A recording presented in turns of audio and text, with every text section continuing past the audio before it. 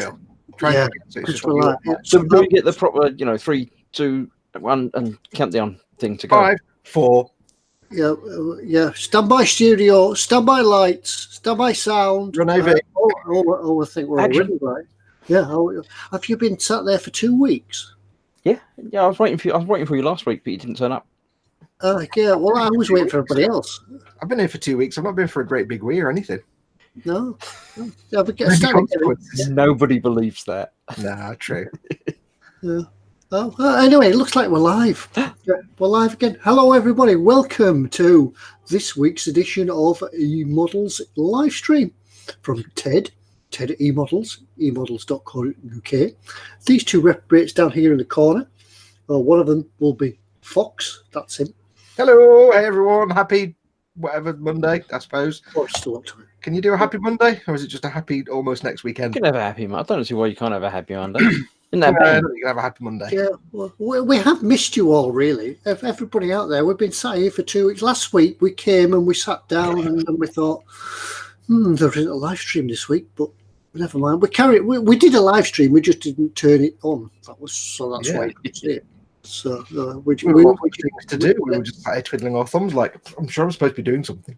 Yeah. We had a week practicing last week, so this week we're going to be even more streamlined and professional. Yeah, right. That's one lie from Foxx, one lie from you. What's your lie, Chris? I haven't got a lie. There you go. That's yours.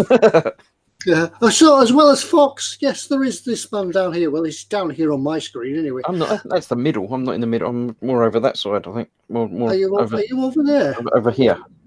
Right. Well, I've got you here. Well, good evening, Chris. How are you? Good evening. I'm good, thank you. Yes. Good. What's everybody been up to this week then? How do you think? Have you been enjoying yourselves in the sunshine and things like that while you had a week off? Or? It's been miserable and raining most of the fortnight, I think. But today was very sunny. But yeah, I was at work, so. Yeah, Mama Fox read a newspaper 2 weeks ago that said over all the bank holiday, lots of heat waves. There was no heat wave. Cold and wet. We had the heating on and everything. It was not. I think some areas had snow last bank holiday, didn't they? Yeah, we almost did. It felt like it did. I was going to say you're up north, so you get it before me. That's true. We just warm it up for you Southerners. Yeah, we just get it ready for you. Get ready and turn it yellow and push it down south. Yeah. Yeah, because if you got the temperatures that we got in the winter, you'd all be because you wouldn't know what to do. You're feeble Southerners, you wouldn't know. You'd be like, oh. Yeah, for the Southerners, the roads are shut. There's blizzards everywhere. There's aircraft are grounded. For us Northerners, we just put a big coat on. Yeah, put up. Mama Fox sits there she sits there playing on her Xbox with a bobble hat on. There you go. All for you. That's it. Well, the bobble hat on as well. Yeah, I think that's just. Don't put the heating on. I'll just put my bobble hat on. There you go. Yeah, that's it. You don't up here. You don't put the central heating on. You just put a jumper on. Put another layer on. Yeah. Central heating's only for when, the vicar comes round or some guest of some sort, important guest. Well, good evening, everybody. As I say, welcome back. Welcome. We had a week off last week. We're here this week and next week, but we're not here the week after. We're getting quite used to having these breaks and things like that. We should plan them more often. I think we should do 2 on, 1 off sort of. Yeah, we're 2 on 1 off. Yeah, and the 1 off you will let any of you run a live stream. So the slot will be free, so you could run a live stream yourself. I think at this time of year we're second only to Japan for public holidays. They all come at once. Yeah. What are you doing here? You're on holiday. Oh, shit. I'm going home again. But I'm totally lost of track now. Yeah, what we're going to do, it's our night again, Monday night. We're going to have a chat, a waffle on. Things like that. We don't know. We want to get as usual. We want to know what's on your bench, what's in your belly. What else do we do? Do we do anything else, or do we just sit here and? Foxy's what's in store this week. Oh yeah, it's my what's in store this week. Nice easy one for everybody. Nothing stupid this time. I've done a sensible one. There's the theme. Don't forget, as always, though, if you're watching this, we do want you to come and join in the live chat. You can't see it on screen, but we've got a live chat. I've got one on my telly here. Everybody's in there typing away, joining in. It's good fun. If you can't see the live chat, if you're watching on a mobile device, just click the YouTube icon in the bottom corner down here somewhere. Little YouTube icon in the video player, and that will take you instamagically to the YouTube page where you can join in the live chat and hang out. And there will be sticker giveaways, which I've always forgotten to get out. Yeah, on that Giving note, away stickers to people in chat. on that note, I might be able to get to the post office this week, so post a few more out because I've been restocked. I've got some envelopes. I just need to Overcommit, Ted. Yeah, so I think I've got to go to the bank. I think the bank manager wants to see me. Dear Ted, stop spending my money. Come and see me. So on the way. If you are in chat, please ask us lots of questions because we need you to give us stuff to talk about. If you want to ask a question in chat, make sure you put it in big fat capital letters so the three of us have a chance to see it because it really goes quite fast and we miss a lot of stuff. So apologies if we do miss a question of yours. If you don't get answered or we don't see it, just ask it again a bit later, but put it in big fat capital letters. If you want to, you can use the super chat button in the bottom corner of the chat window. It's the little dollar symbol. That way your comment will be in a big colored box and we have no choice but to read it out. Or, of course, if you've got no access to chat at all, if you're on a mobile device, you can just send us an email to ted@emodels.co.uk with your question. You can ask us a question and we'll see our best to answer it. Don't forget, of course, when we do the sticker giveaways, if you want to send us a question and an answer and your name and address, and we'll use that for the sticker giveaway section. We will then send you a sticker if we use your question. Don't forget the mugs as well. We can win a mug as well tonight. Yep. Cool. Yep. So I'm just reading through the chat there. Already people are telling us what's in the belly. Should we start at the top of the chat? The top of the chat that I've got. So we haven't done that bit yet. The first one I have in is Lord Barkley III. The reminder was set as he missed it last week. Thought it was Sunday. We didn't miss it last week because it wasn't here last week. So it's all good. We also have Sergeant Bones in, Dad, Robert Aitken. They were all in ages ago before we started. Bob Bobbington's changed his name again. We now have Kipper Knickers Bobbington. We have Anders Eriksson. Rolling through names that I've already said. David Moores, Speedy Q8's in, and David Moores is typing a lot. I haven't really read everything. Nearly everything is double entendre, he says. I don't want to know. I scrolled past that already, and I don't want to go back. Family friendly. Then I came in. We have Chancellor NW in, so an evening all. Red Len. Then Robertson, Guy Sargent's in. Good evening, everyone. Only 2:30 in the afternoon here in the Midwest. So good afternoon, evening time. Yes. I guess that's the Midwest of the US and of North America. Yeah, not our Midwest. No. Yeah, because that's just like Wales and Liverpool, would it? Midwest. That's the Northwest head. Midwest would be. Where's west of Birmingham apart from Wales? Wales, yeah. I don't think Wales is in a different time zone. That sort of eModels is sort of northwest and midwest, then, isn't it? No, it's between Birmingham and here in Manchester. So that's sort of mid-central. Manchester, Birmingham, Stoke. In my mind. I don't do geography. That's why I do a sat nav. You put it in and it tells you where to go. You don't have to worry about it. For those southerners, there's nothing north of Watford anyway. No, why do you want to go north of Watford? Everything you need south of Watford is fine. So Zadster and Ickle Pete are also in. Going through, we have Vincent and Mr. Loth's Model Making and Dad. Two of your mods are in tonight, looking after things, keeping everybody in order. Colin's in as well. He's another one. Is he? I haven't seen him yet. He's at the bottom. I haven't got there yet, so that's why. Ray's in from Malta. Hello, right. Chris, Ted, and Foxx. Good evening to all my friends. Michael Jackman's telling us about there being another show next week, but not the week after yet. We've got Phil Kett, another name that I've just seen pop up. Paul Bridge. This is where we went. Oh, it's all jumped now. So yeah, Colin's in. And I must have missed a big chunk because it's all just gone silly now. I think I've got close to the end and then it's jumped and gone everywhere. So Spruglu's in. Spruglu I did see in earlier than that. So he must have been in. Never wins anything, Spruglu. No, he doesn't. Hasn't won anything for ages. I know. Ashley Sparrowhawk, Dave Cardboard is in. Gary Jessup, Jamie Bone, Michael Jackman, LD. And that's all the different ones that I can see now, but apologies if I missed you because you're in a big chunk in the middle. So say something new now and we'll talk to you. Just very quickly, Dave Cardboard says he likes the arty way Sir Ted has framed himself in the shot. Yeah, I'm very artistic, you see. So we can have like a pop-up with the picture so we can say it. And under the headlines today... I think he's done it deliberately, so when one of us is talking and he's the little one down the middle, we can't see him. He can hide away. He does hide away when he does that, doesn't it? Yeah, that's it. That's it. On live, coming live. We've got you've got your phone in. We've just got some breaking news coming in. See, pops up there. Yeah, I can see that. We'll have to work that one out sometime. Maybe I should have my little bit of string with a pop down banner on it. Little tiny projector screen with something stuck on it. What else? I did say. Let's have a look through the chat, see what everybody's having for tea tonight. It's all moved so fast. Yeah. When we say bench your belly, we want to know what's on your bench and what you're going to have for your dinner, or what you have had for your dinner, depending on where you are in the world. People are talking about Colin's cat video, which is up on the eModels channel now. New video. eModels video builder. Go and have a look at it if you haven't already seen it. I think it came out. Did the first issue come out on May the 4th? Yeah, first one came out on May the 4th. Episode 2 was released today. That's gone up today. So that's on the channel now. Part 2, where he's working on the legs. Yeah, I must admit, at the moment, Cole, I haven't had time to have a look at it, but I will do. Yeah, so I'll be catching up with everybody else. Ted's behind on everything at the minute. Yeah, I'm behind in everything. I've been really rushed up my feet this week. Last week being bank holiday.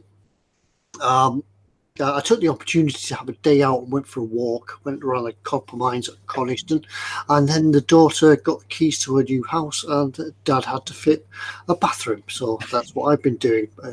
Have you had time to get on the bench this week, Foxx? I've been doing some grafting for the last couple of weeks. I had a bit of work doing on. There's nothing in progress that I can show you right now, because at the moment, what is in progress is kind of things in boxes. Amazon. I'm in the middle of working on my master grade Sazabi, which is 1,000 parts that I've got to slowly work my way through, sanding and denumbing, and they're all in sorting trays out to one side. So, yeah, I did finish. I think I should last time I did almost finished my Imperial Guard Chimera that just needs the figure on the top painting. So that's pretty much done, nice and weathered. And just to get it off my stash of boxes, I built a Rucker Truck Squig Buggy, which is built and not yet primed, but it's primed and ready for paint. What I'm doing is I'm going through my stash at the moment. I'm running out of space. I've got boxes piling up with kits, and I'm going through my stash, and anything that I can build and put on the shelf ready for paint later in the year, like Gunpla or Games Workshop stuff where you can build it almost in a complete unit before you paint it. I'm just trying to get them built and up on the shelf out the way, because then I can throw the box away then. So I got that built. But yes, I'm working on the big Sazabi, but that's kind of all in sorting trays at the minute. So many parts need to be sanded. Chris, did you get up to anything over the bank holiday weekend?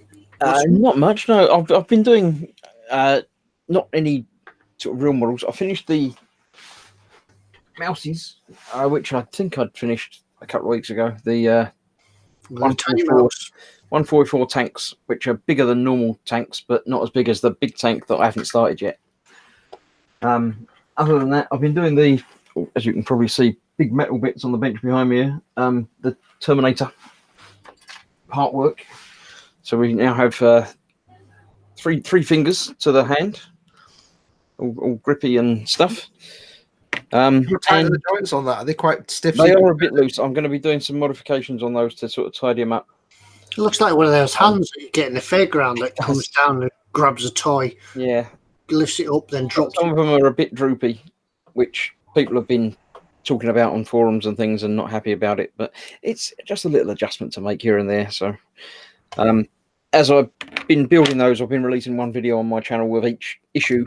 And then at the end of the 4, because I get 4 delivered every month, I'll do a big video of modifications to all of the bits. So I'll be doing that. That's why I haven't put them away, because I haven't done that yet. Other than that, I've been doing some of these the Orc Mega Knobs. Which let's show the big one.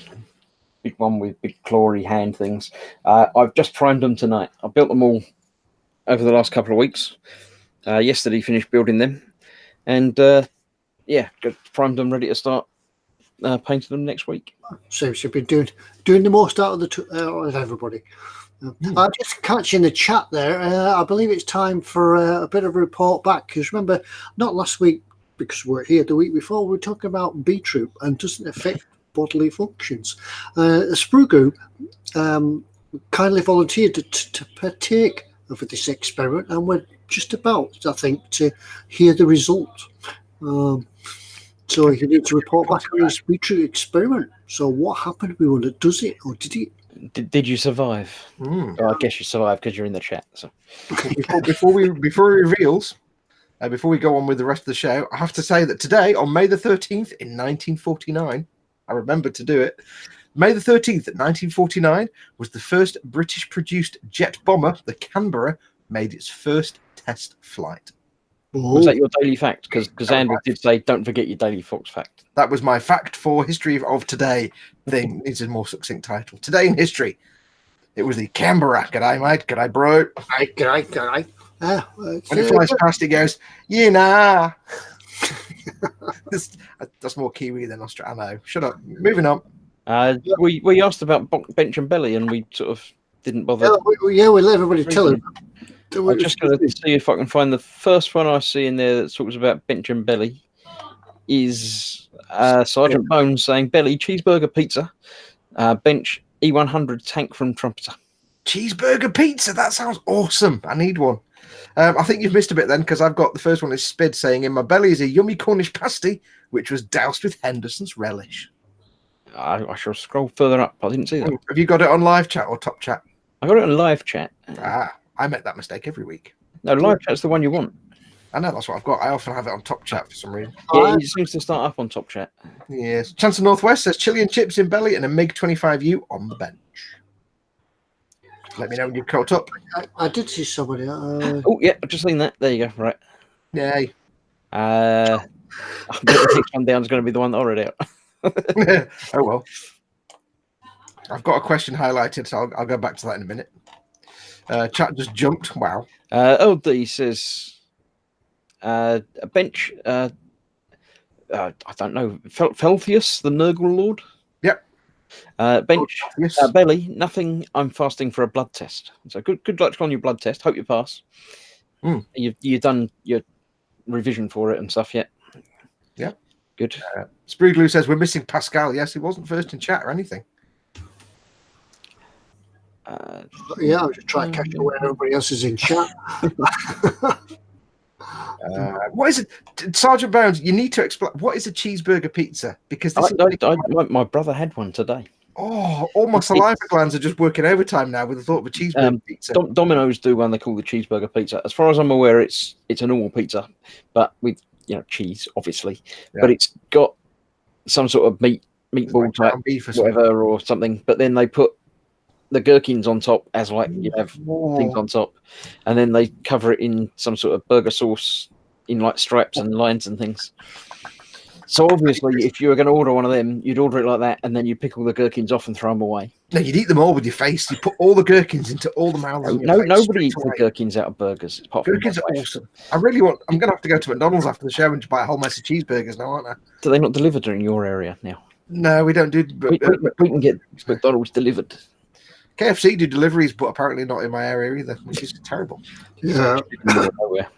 It's too dangerous to deliver to your area. Probably it. We need more people's belly and benches. We've only had a few of them. We're short on belly and benches. For some reason, we've got people. Zadster says Shropshire, and Dave Cardboard says Telford. I'm not sure why, but we just. They're talking about Midwest. Yeah, yes, we were. Speedy Correct says we have a lack of Pascal emergency. Maybe his network of 30 monitors has failed him today. And he might only be stuck with one. We all think he sits in this control room where he's got 30 monitors with because all of us have channels, and whenever we do a live stream, he's there in the chat 5 hours before. We don't know how he does it. Zadster has an obscure fact. Edinburgh is further west than Bristol. Awesome. That is obscure. Anders Ericsson says bench empty at the moment. The RFM Panther got back in the box due to missing parts. Oh, that's a bit rubbish. Belly almost empty due to diet day. Some coffee and fruit only. We do this every Monday, and it's always diet day for Anders, and then we torture him by talking. You might have to tell us what you had yesterday or something, or yeah. But then we're going to talk about food for the next 45 minutes, and it's going to be torture. So I do feel sorry sometimes. Yeah, we just ruined his diet today. Good job we come on at the end of the day. He could carry it over. He could start tomorrow early, so he didn't have to, finish the diet. Just start the diet a little bit. Just start the diet tomorrow before you go to bed. Yeah. And that'll 24 hours. But yeah, it takes you back to 9 o'clock. So by the time we start talking about food, your diet day is over. So we could do your diet day on a Sunday or a Tuesday. It's the best bit. Anders does actually ask Sergeant Bones what is a cheeseburger pizza, to which he answers, it's a pizza with hamburger, cheese, tomatoes, onions, and jalapenos. But is it hamburger as in a patty, or just hamburger as in the ground beef? I can't just put a burger on top of a pizza. That wouldn't. I would love the idea of you get 2 big burger buns and you put a pizza in the middle of it. Or maybe it's just a pizza where instead of like pepperoni, they just get like hamburger patties all like spread out. No, if you put a pizza in hamburger buns, then that becomes a pizza burger, not a burger pizza. I think this is like discovering new laws of food physics here. David Moore says, sweet chili chicken stir fry. That sounds like sweet chili chicken stir fry. Look at the size of that. Sweet chili chicken stir fry and noodles and epoxy resin experiments on the bench. Don't get them mixed up. I found you. That's when Sprugaloo said, I need to report back about my beetroot science experiment. Yeah, he just tell us further down in the chat what happened. There are details to be. Yeah. Roger Woodward. Wow, put my teeth in it. Roger Woodward shouts Millennium Falcon with many exclamation marks. He also says, in the belly is a bowl of pasta, and on the bench is a finished saltwater engine model. Ooh. Interesting. Kenneth Sinney says, hello, Fox Ted, and you know who you are. Hey, Kenneth. G'day, bro. You missed the Australian plane earlier that flies past and goes, yeah, nah. It's a great joke that I made off the top of my head in the moment. Yeah, I think the great and joke might be pushing it a bit. Shut up. Yeah. AJ says, is it just me or is everybody slightly out of focus? I used to find that, then I realised that I hadn't cleaned my glasses. So, yeah. I should check mine, actually. You got me wondering now. Could be Yeah, that looks better, Fox. Yeah, the difficulty is that I'm actually sat like 4 feet from the screen, so I can't tell if I'm because my eyesight is not that granny. If you move closer to see if you're in focus, all of a sudden you're not. I think I'm in focus now. I think. Yeah, Ted's back to normal as well. It's fine. It's back to normal. I like that. Phil says, that felt good. That's normal. Yeah, that's quite good. There you go. Yeah, back to the old days where it used to go like that all the time. He's going all Joe Rivers with some Vaseline on the lens. That's what it is. And then you've got to move your chair down a little bit over the course of the 2 hours. I tell you what I've noticed, because Mama Fox likes to watch Murder, She Wrote. Have you ever noticed, if you ever watch Murder, She Wrote, that whenever they do a shot of Angela Lansbury, it's suddenly soft focus, but everybody else is normal? Really? Phil Kett says, Scampy soon to be in my belly on the bench finishing up his Dalek diorama. Ooh. Yeah. Scampy, you say? Yeah, Daleks. Yeah. Which doctor is... Which doctor? Which doctor? Which Witch Doctor? No. There was a song on that one. They were about the witch doctor. There was, yeah. I don't know who did it, though. Sergeant Bones clarifies when he says the hamburger, it's just ground beef strewn around on top. I like the idea of strewing ground beef. Yeah, that's probably the best way of strewing it. Yes. Wayne Hayward says, Belly, Bombay bad boy pot noodle. Get in. Good and girl. A turkey sandwich. It says in a what sandwich? And a turkey sandwich. Oh. Bench decaling the leg of an RG Charzaku 2. So that's all just, it could have been Fox reading that, you know. True. Lord Barkley III is 172nd Spitfire MKLA. Yeah. My chat just went crazy. It's all right. And shepherd's pie made with real shepherds. Cool. Robert Aitken says, this morning for me, oat porridge, fresh baked bread, toasted and coffee, Susie breakfast in bed, oat porridge, fresh baked bread, toasted, fresh fruit and coffee. It's all the things. All the things. I've totally lost my way in chat. Whether I'm on the right one. Are you in top chat or live chat? Live chat. You want to be in live chat? Always live chat. I just see after that one you've just read, Fox. Spruglo says, any suggestions for my next science experiment? Have I missed the answer to this science experiment then? Yeah, we haven't had the answer to the last one yet. I don't think we've seen it yet. I don't know. No, we haven't had the answer yet. He did say that it was going to be, yeah. Red Wee was most frightening. Thunderbolt and lightning. Somebody said something. A couple of things. Anders Erickson says, Foxx, have you checked your RFM Panther to see if all the sprues are in the box? I won't be building it. It'll be going back to eModels. So I've not even opened it. So I haven't checked it. Oh, right. He was missing the whole K sprue. Instead, he had 2 D sprues. So you might have 2 Ks and no D. Well, I think they're all in bags, I think. But yeah, I'd give whoever you got it from, give them a shout first if they can't help you. If it's eModels or anybody else, give them a shout first. And if they can't be able to help, the manufacturers, RFM, should be able to send you a replacement sprue. Phil Lewis says, Billy, roast pork dinner with crispy crackling. I don't like crackling. Ooh, yeah. No. Bench has the Zaft mobile suit GATS X102 Master Grade. Yeah, that's a straight Gundam variant.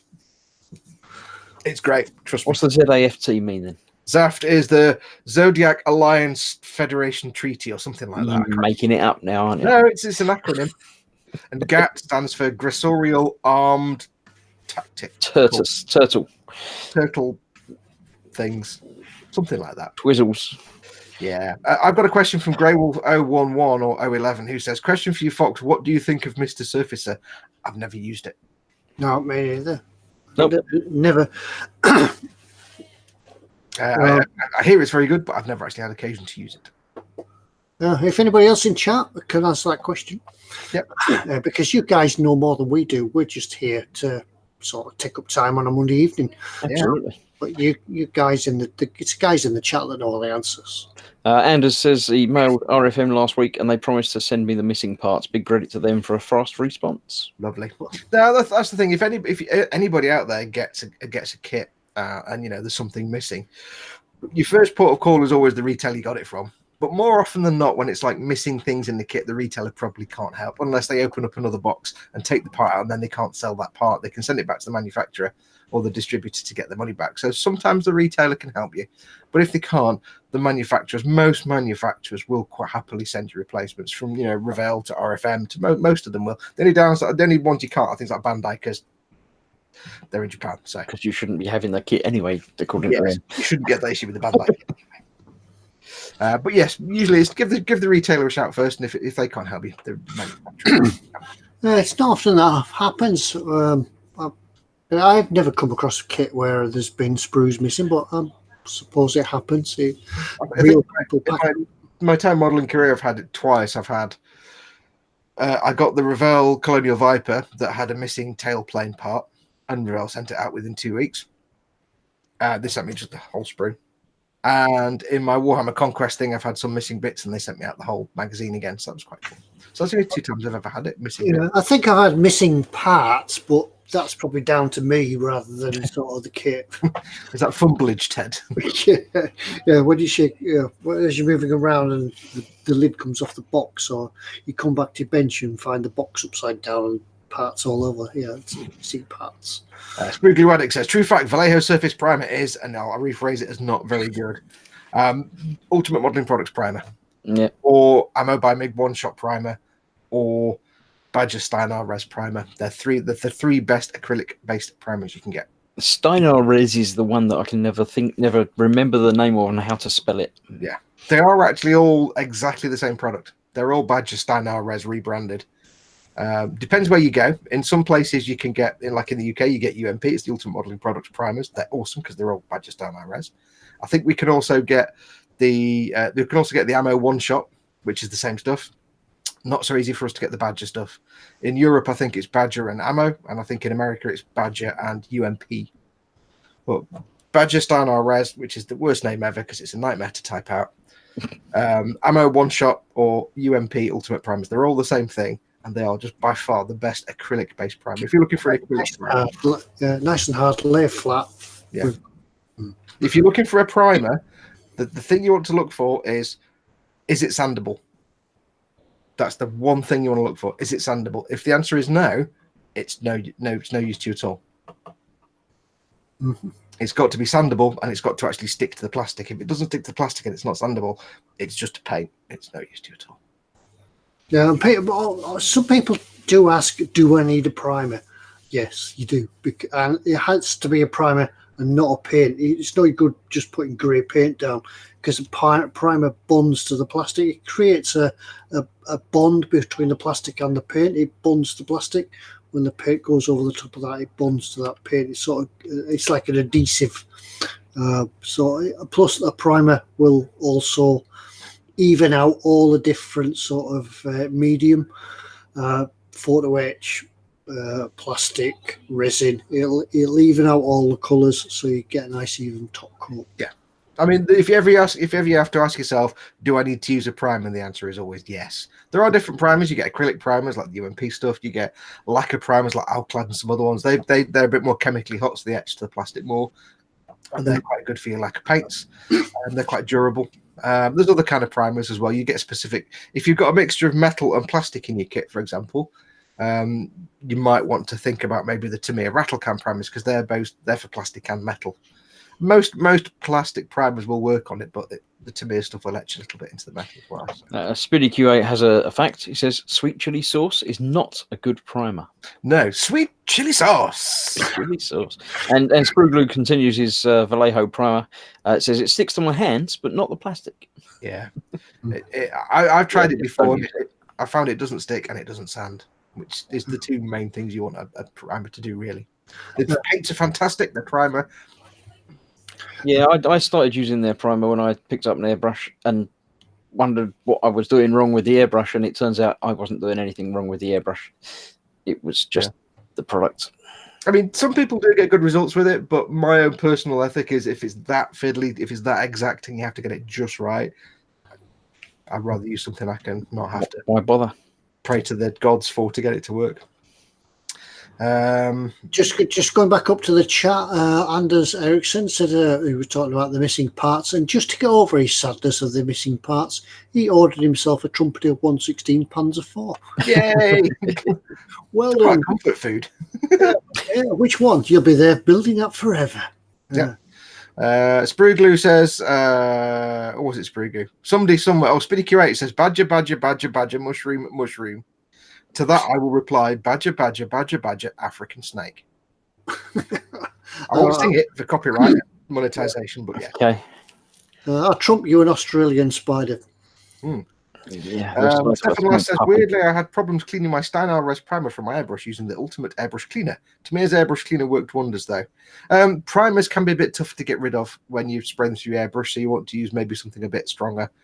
Whenever I use spray primers, I tend to use, I've got two airbrushes. I've got my Neo TRN1, which is one of the original ones, so it's possibly not alcohol solvent safe. And I've also got a Iwata Revolution 0.5 spray airbrush. That one's solvent safe, so I do my primer through that normally, and then I just clean it out with isopropyl alcohol, which just gets rid of it all straight away. So if it's a solvent safe airbrush, isopropyl alcohol or isopropanol or rubbing alcohol will just get rid of it straight away. A lot less hassle.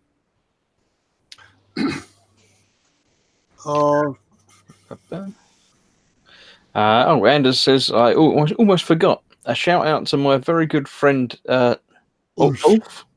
Also here from Sweden. Hope he's watching this lovely show tonight. Yeah, if you're able to type Ulf, type. I would say hello in Swedish, but I don't know how, so I'm not going to. Hello. Hello. Hello. Mine was kind of more Turkish. Hello, everybody. No. Yeah, we won't do accents. Yes, come and join us in the chat, Ulf. Come and ask us wonderful things. Right, Paul Bridge has got a question, and somebody else actually asked you this. I don't know if he asked the question twice. Somebody else asked a similar question, so we'll answer both. It's the same question, actually. He says, hi, Ted. I'm in the process of buying the Trumpeter U-Boat 148. I have looked at your YouTube a few times. Do you have any further suggestions? Is there anything you've not covered on the video series yet? No, I would say... 45 minutes now. I would say set yourself the time aside to do it. Set yourself aside. Set yourself a decent workspace to do it in. You do build it in small sections, so you can spend quite a long time putting all the parts together. And it's when you get to the hull, that's when you're going to need the space to your workbench to grow, because it becomes an issue moving it around and getting everything sprayed. that's about it, really. Just enjoy it. Take your time with it. So yeah, that's about it. Yeah, try and have a workbench at least 5 foot long. Yeah, try and have a 5 foot long and about 2 foot wide. Brugler says buy a bigger car than a Mini. It's in the back of a Mini. It will go in the Mini. It will go in the Mini. It will go in the back of a Mini Clubman. It won't go in the back of a Mini if you've got family with you. Yeah, because watching your videos, Ted, I mean, you've done lighting in yours as well, but watching your videos, the build process, there's nothing really out of the ordinary in the build process other than you've got a lot more masking on the hull because of the clear parts, but there's nothing unusual about it, is there? I think, I can't remember now, it's gone on the top of my head. I think there's 6 sections inside the submarine. Torpedo room, sleeping quarters, radio room, Engine room. Yeah, engine room. Bridge. Yeah, there's about six or seven. There's about 6 or 7 sections. Treat each one individually, just as though you're building a model on its own. And then by the time you get the 6 sections all ready, they'll slip nicely into the hull. That's when that's when the difficulties come in. As somebody said there, buy a big table. Speedy Q8 says, get a big table because you've got to get around it to spray it. I've sprayed mine with the airbrush. You can do it with rattle cans, but an airbrush will cover it. It is a big model. Just cover it. I reckon you could put it on one of them little turntables. Pointing upwards. Well, you could do, but you still have like a 12 foot wide. No, point it upwards. Have it standing on the back. You can hang it from the ceiling on a hook, a string and a hook, and then just spin it. Yeah, I mean, I've not built anything quite that large, but just from experience from building large models, I would say if I was doing the U-boat that Ted's doing, what I would say is, like Ted says, go a section at a time. But if you find yourself starting to flag, because it's a lot, it's like 6 kits in one. If you find yourself flagging, stop, put it to one side, and go and build something else for a few weeks. Like if you just do a whole section, get it done, get it built and painted, put it in the box, put it to one side, and go and build something else just to cleanse your palette. Because I've done long projects. There's nothing worse than as a project goes on, I get bored dead easily, and I'm like, oh, I don't want to do this anymore. So if you suffer from like easy boredom, just do a section, go off and do something else. Do something simple like cleanse your palette with like a Bandai push fit kit or something easy where you're not doing any thinking or hard painting. Just something to give you something to do. But it's not anything complicated. You want something simple and easy. I know. I've spent a particularly long time on this because of one thing and another, moving house and illnesses and things like that. But in the meantime, I have built sort of other models as well. There's a Warhammer. There's a Warhammer. Warhammer. That one. I've built other kits as well. I've built my Matador truck as well. So I've done other bits and pieces inside that. I am at the stage at the moment where there's a bit of a lag. I'm a bit of a low because I'm quite busy as well at the moment, and it's just because I've moved house, my workshop has disappeared, so that makes it really difficult to get everything sorted. Rather than just coming in and sitting at the bench, I've now got to get everything out of the cupboards, get all the lighting set up, and get the camera set up so I can film it in the building for do the filming for you guys so you can watch it. It all takes a bit of time. It's not just as easy to get into. So if you have got a dedicated workshop, that's where you want to do it. You can't.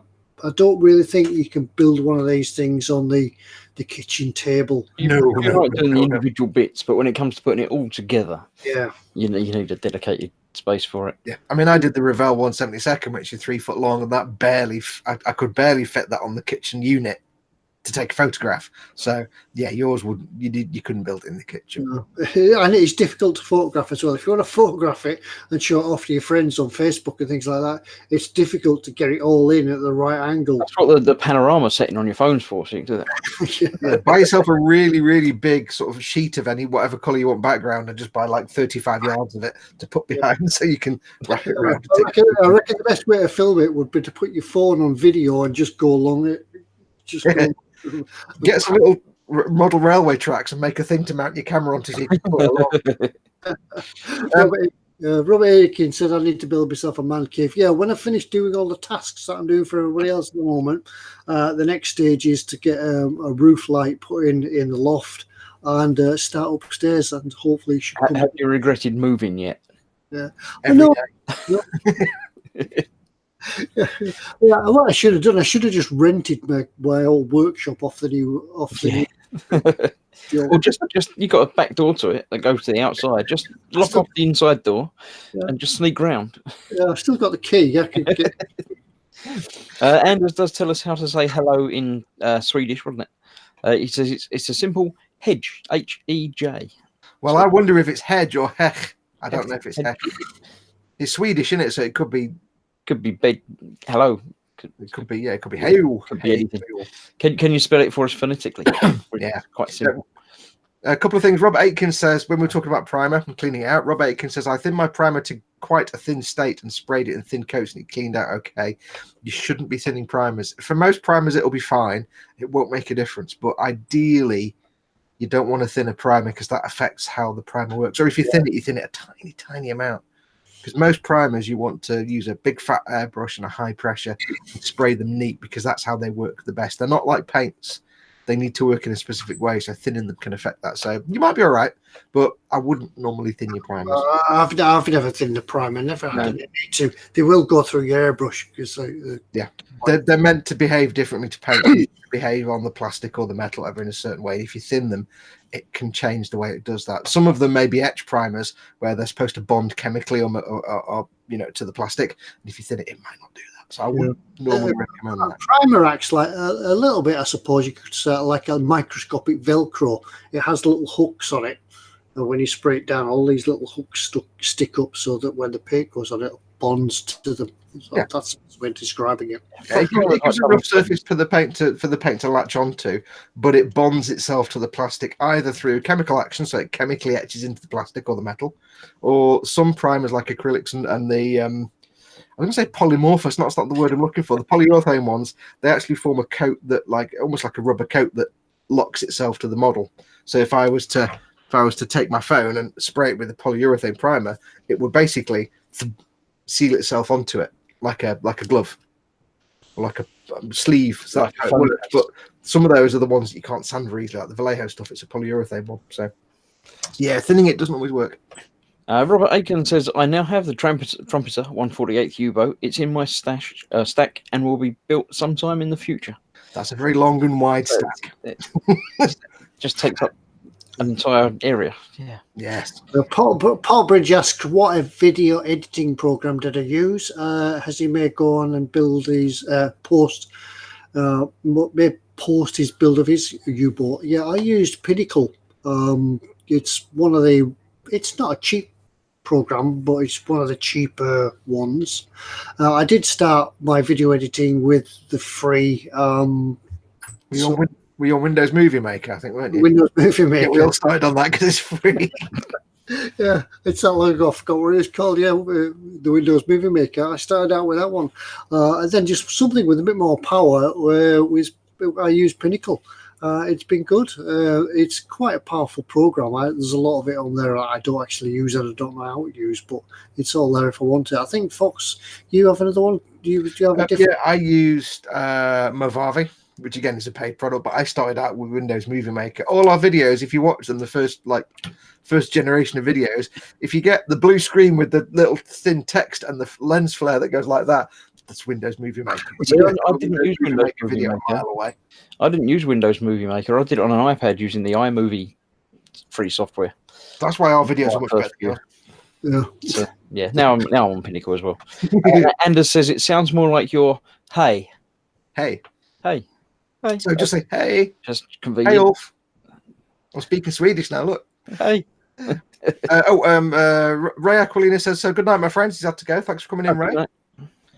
Robert Aitken clarifies about the primer. He says, my primer is a commercial primer that binds to surfaces, an etch primer. So professional advice. Yeah, that's an etch primer then. So if that's an industrial primer, they can behave differently. So you'd probably be all right in that case. Yeah. If you're using primers like automotive primers and stuff, then they can be etch primers and things. So they may take some thinner. But for bog standard model making stuff, I wouldn't recommend. Yeah, the automotive plastic primer is primarily built for car bumpers, so there's flex in it. Yeah. It doesn't although it says plastic primer, it's not quite the same plastic as we use. Well, if it binds to the surface, it might be. I mean, we're assuming it's an automotive one. It might be an etch primer, but they're designed for metals because they etch into the metal. Because when we used to paint spray, real cars, you'd use etch primers that were designed to etch themselves into the metalwork. Because if you just spray a primer on a metal, it's not going to stick. So you have to key up the metal surface and then blap the primer on. That's a technical term, that blap. But not blap primer. Blap would be different. Exactly, you nailed it, says Anders Ericsson. Spruglu says, I've got 12 years until I can legally throw out my kids to build his own man cave. It's 18. You're 18 in 2 minutes. Get out. Warren Chambers says, hi, fellas, I'm a little late. I'll start again. Hi, fellas, I'm a little late, I see. Was at the job interview. Hope it went well. Yeah. I'm assuming you're not in the UK then, because that's like an interview at 9 o'clock. It's really weird. Yeah. I'm building the 148th Trumpeter U-boat. That's how I found you guys. Oh, cool. Yeah. Well, hopefully, as soon as I get motivation going and a bit of free time, I will get on with the last video. It's only a little bit left to do, so I can track everything out, and then you'll all come together. So, what we'll get is the last video will be 2.5 minutes long. Say, hi, everyone, it's finished. Bye. There it is. Some pictures. It'll be 2.5 minutes long of Ted saying, this is what I've done, and then it'll be a 5-minute video of him trying to pan round the entire U-boat. Oh, yeah. It's not. Let's have a quick look. Let's have a walk around this model now and have a look at it. Sprinkler Addict says blap. So I reply with blap it on. Blap it on. Blap it on. Warren says USA here, no rush on video. I can catch up. Well, hello from not the USA. Good luck. You can always zoom back to the start. Well, no, because then he'll miss anything later on, won't he? When it comes to the giveaway, to the end, go back to the start. You've only missed half an hour, 45 minutes. We've just talked about food basically, so you've not missed it. Tell you what, we'll just hang on here while you catch up. Sprigler Addict says Ted's last video will still be longer than Fox's Millennium build. I will do exactly. Well, I won't do exactly, but I can tell you the final episode of the Millennium Falcon build when I get around to doing it will be episode number 6. But I can't tell you how many episodes there'll actually be. But there's a reason. But you'll get it. Yes, as I said before, I am working on at the moment. Oh, hang on, I'm throwing decals everywhere. My current build at the minute is the Sazabi Verkar Master Grade 100 scale. It's a commission build, so I can't not do it. Working on that. That needs to get done. As soon as that is done, it'll be time for the perfect grade Millennium Falcon. Yes, Bandai. Oh, and that'll be the next eModels build from me, and that will be awesome. Do you get like me? Do you lay in bed thinking, how am I going to do this opening? How am I going to do the opening scene? What are the credits going to be like? No, I just wing it. I lie in bed and think about how I'm going to do the next step in the build itself. Or frequently what I'll do is I'll be halfway through a build and I'll be lying in bed trying to get sleep thinking about the next build along. And then that makes me bored with the build I'm doing, and it's a terrible situation. That's what happens to me. I usually sort of I get to lying in bed or I get to daydreaming at work thinking, now if I did this effect here and I could do an opening shot of this. I've got it all planned. Yeah, I don't do planning.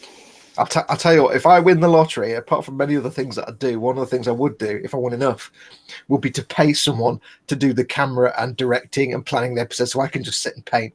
And somebody else worries about the cameras and the focus. And get someone else to do your voiceovers for you. No, I still have to do my voiceovers. And here we have Foxx. I'd get Professor Brian Cox to do my voiceover work. How are we making this thing? It's brilliant. You're going to paint this with this paint, and it's fantastic. Foxx TV channel. You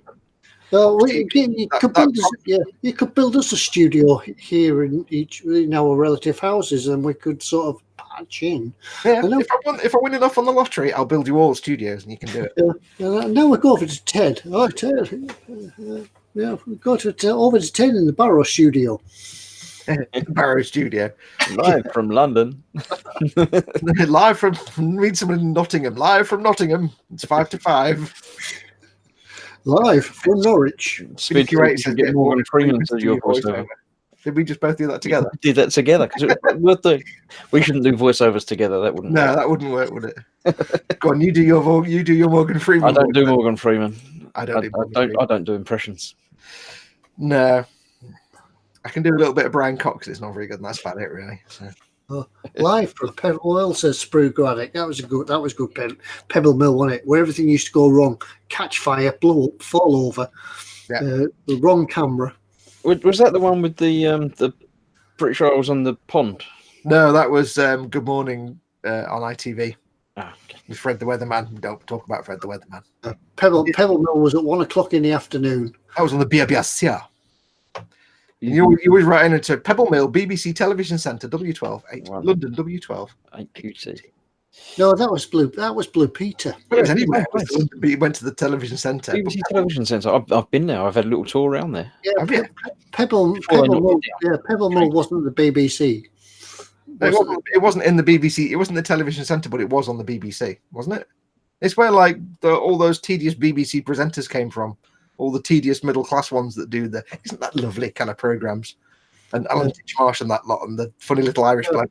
Dave Cardboard says, Pebble Mill was in Birmingham. That was right, yeah. Well, I think he's had to write to the television centre. I can't remember, actually. I'm from Birmingham. Yeah, everyone says it was from Birmingham. Yes. Under housing estate. People be digging the garden and finding bits of Pebble Mill and sort of. David Moore says, question, can you buy decals for German military uniforms and badges? Probably yes. I think you can. While I was looking for some for my British uniform, I came across some German uniform badges. You can buy them. I can't remember where from, but you can buy them. I mean, if you get any of the figure packs, say Tamir and people like that, they'll always include decals for the markings on the uniforms of whatever you're building. So there will be third-party ones. The best thing is have a look through the eModels store anyway, in the decal section. If you can't find anything, give them a call or drop them a note through the contact form and say, hey, guys, are you aware of any, whatever scale you're looking for, whether it's, 1/16th or 1/35th or what have you. Just say, hey, I'm looking for decals for this. Can you source some? And they'll be able to find some for you. Yeah. They're out there. I've seen them. You can get sort of different regiments and things of tanks, and not just tanks, but tank crews and things like that. Yeah, there will be, because you get kits of figures, so there'll be decals. Anders says eModels have Tamir decals for uniforms 1/16th and 1/35th. Oh, there you go. Then. Unfortunately, we're in the position where we can't actually check live when we're on the telly, because if I do it, it's loud typing and it's a nightmare. My computer explodes, so we can't always check, unfortunately. Keep in mind, by the way, guys, we don't actually work for eModels. We're just doing this for the love of our hearts, from the deepest. What's the phrase? Just because we're mugs. Yeah, that's it. You do it because we can't say no. Warren Chambers says Birmingham. That's in Alabama, right? Is it the one that goes Birmingham? Paul Bridge asks, do I have any plans to build a trumpeter 1/200 Titanic? Yes and no. I keep getting tempted by it. I keep looking at it and thinking, ooh, shiny. Could build that. But then I'm thinking, no, hang on, it's too big. I need to, I'll be back where I was with this again. The same size, or is it smaller than the U-boat? It's about the same length. Is it? Different scale, same length. However, I understand it's a full hull. So that means that you will be building that 4-foot length permanently on your bench. Rather than building in sections, it will be the full hull permanently. So only when you actually get your property upstairs. Sorry, go on, Chris. When you're properly upstairs, you'll be doing that one then. Yeah, I would think I'd need to have, once again, the full workshop to do that.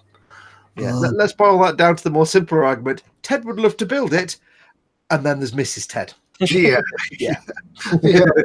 There's a look, and it doesn't happen.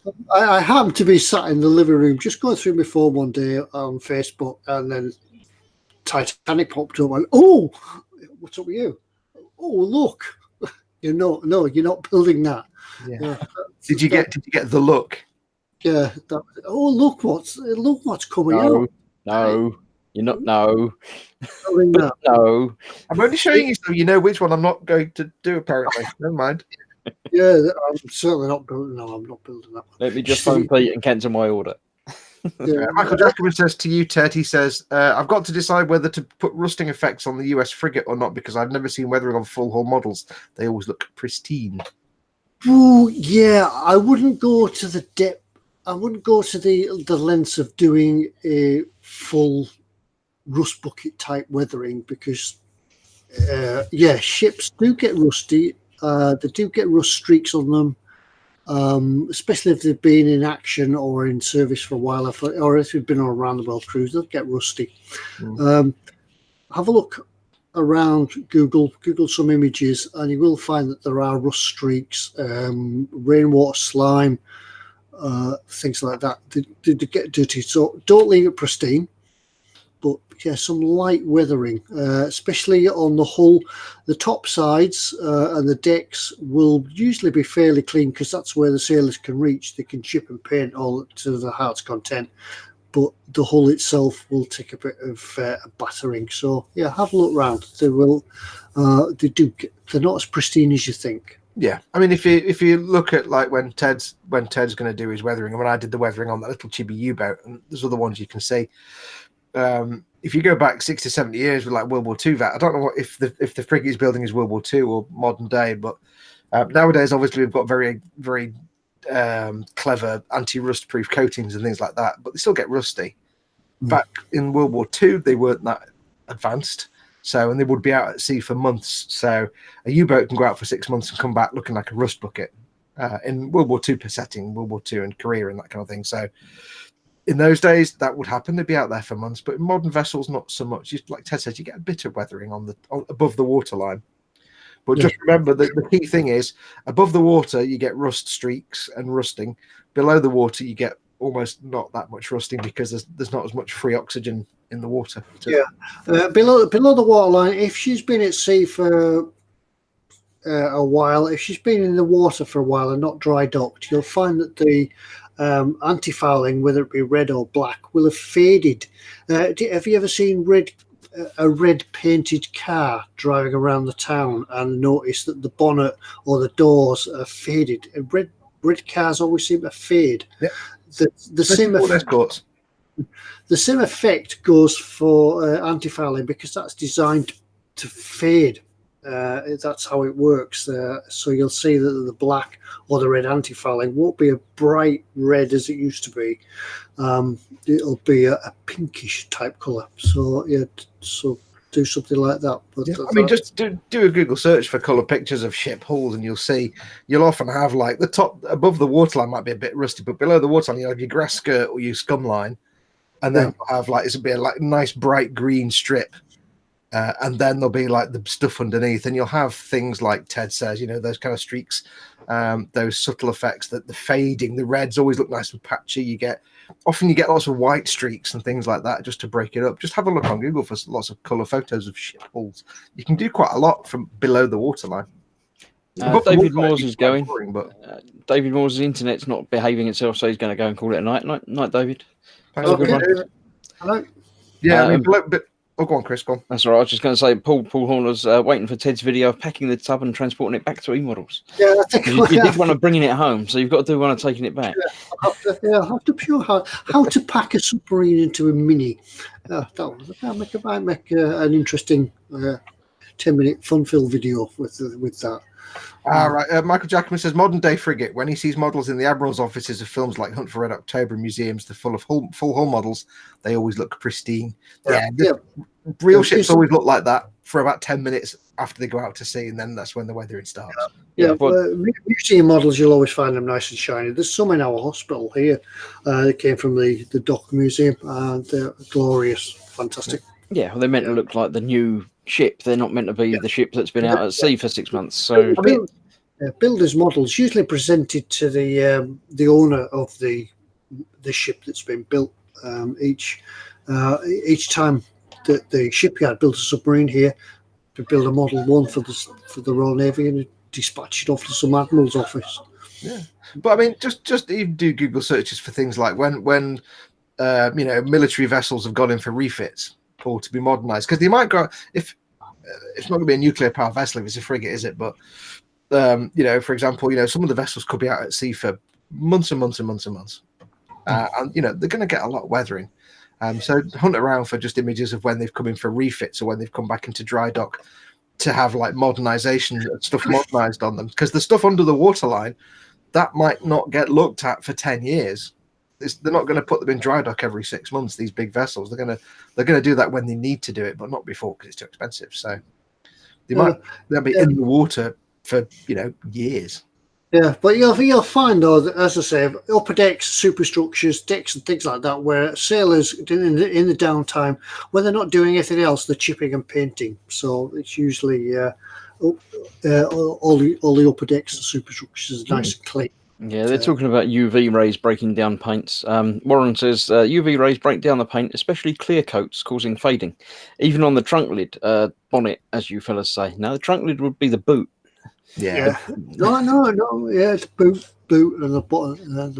Trunk could be your boot. Hood would be your bonnet. The thing is, I have to agree that the Americans saying trunk and hood sounds much better than boot and bonnet. I kind of wish we could just adopt trunk and hood because it sounds great. I mean, hood and bonnet are the same sort of item. I know, but trunk and hood just sounds. But do Americans have a glove compartment? Yeah, the glove compartment. They just call it a glove box or a glove compartment. Yeah, sure they do. That's where they keep a gun. I've seen it in all the TV shows. Yeah. And although it's called a glove compartment, do you ever keep any gloves in there? No, never had gloves in there at all, ever. Yeah. But the other thing to keep in mind with paints breaking down and going pink as well is, if you look at any like 1980s red Ford Escort, they'll be pink and patchy now because the paint was terrible as well. There's also that to consider on all the cars. Paints were terrible and the clear coats were terrible.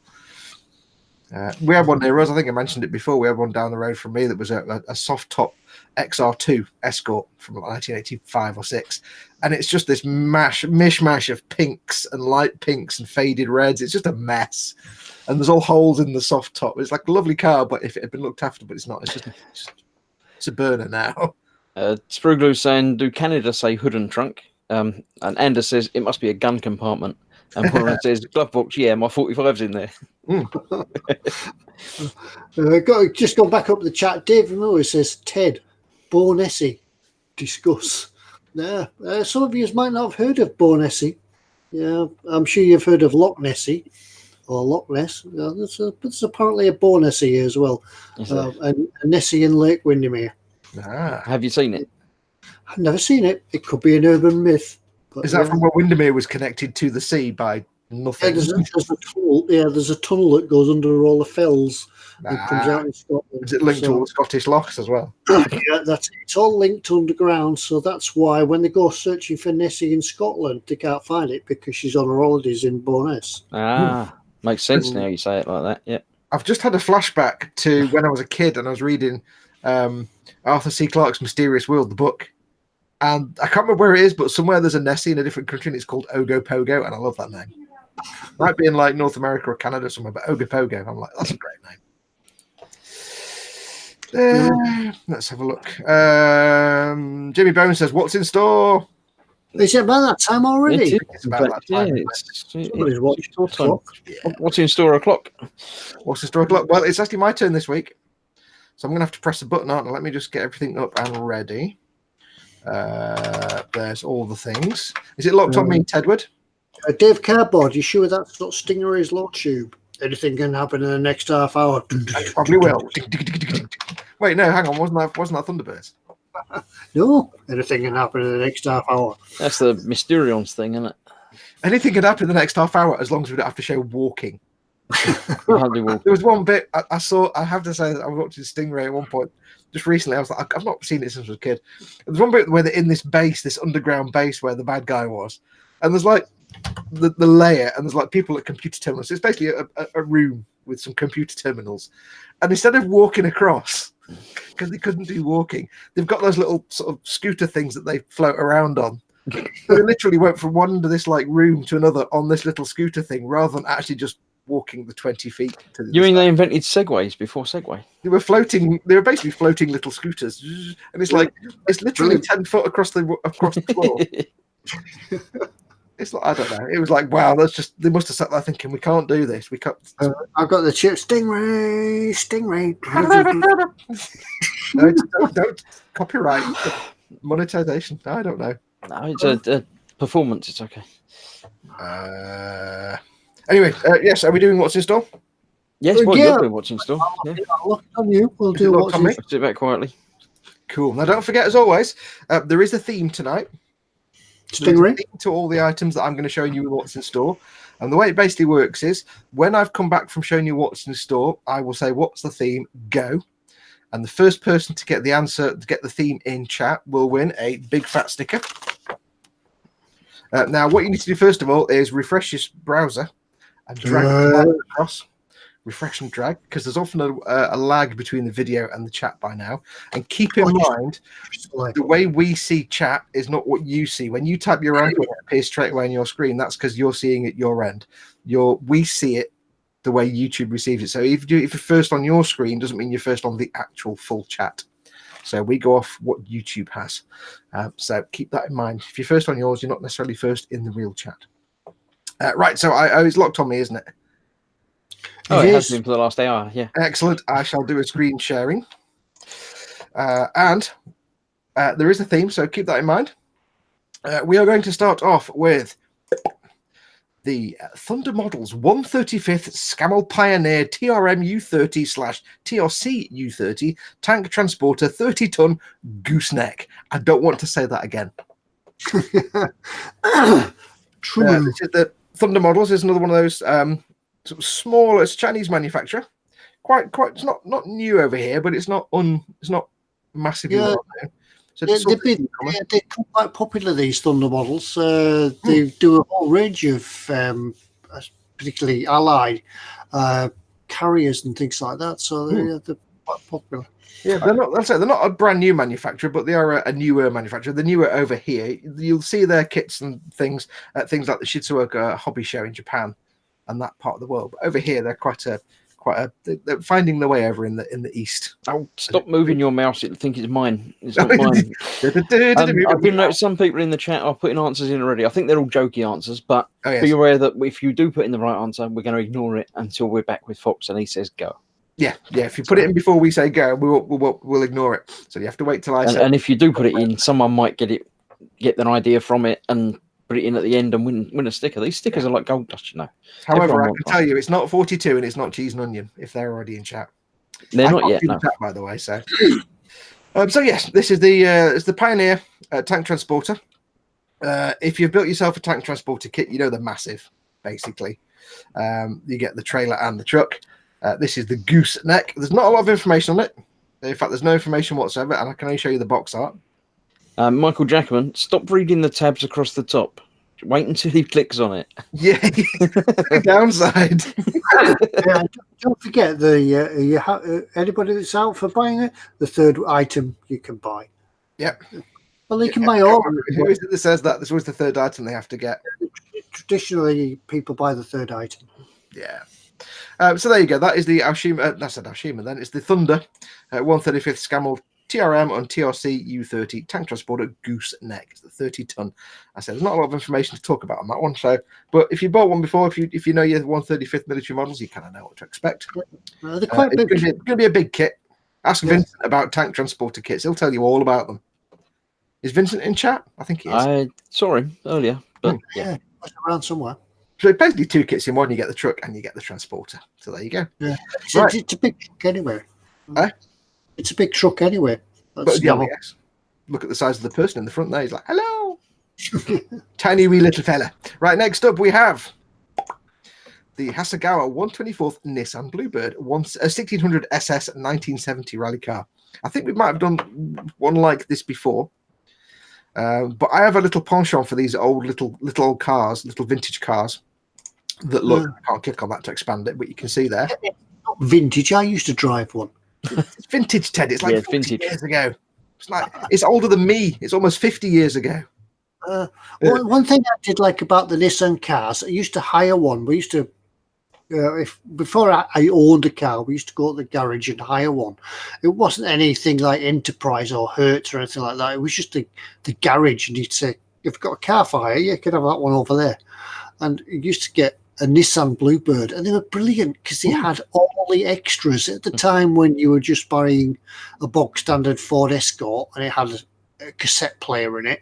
These had all the electric windows and heated seats and everything. When you say cassette player, you mean 8-track, don't you? Yeah. Does it mean wax cylinder? Yeah.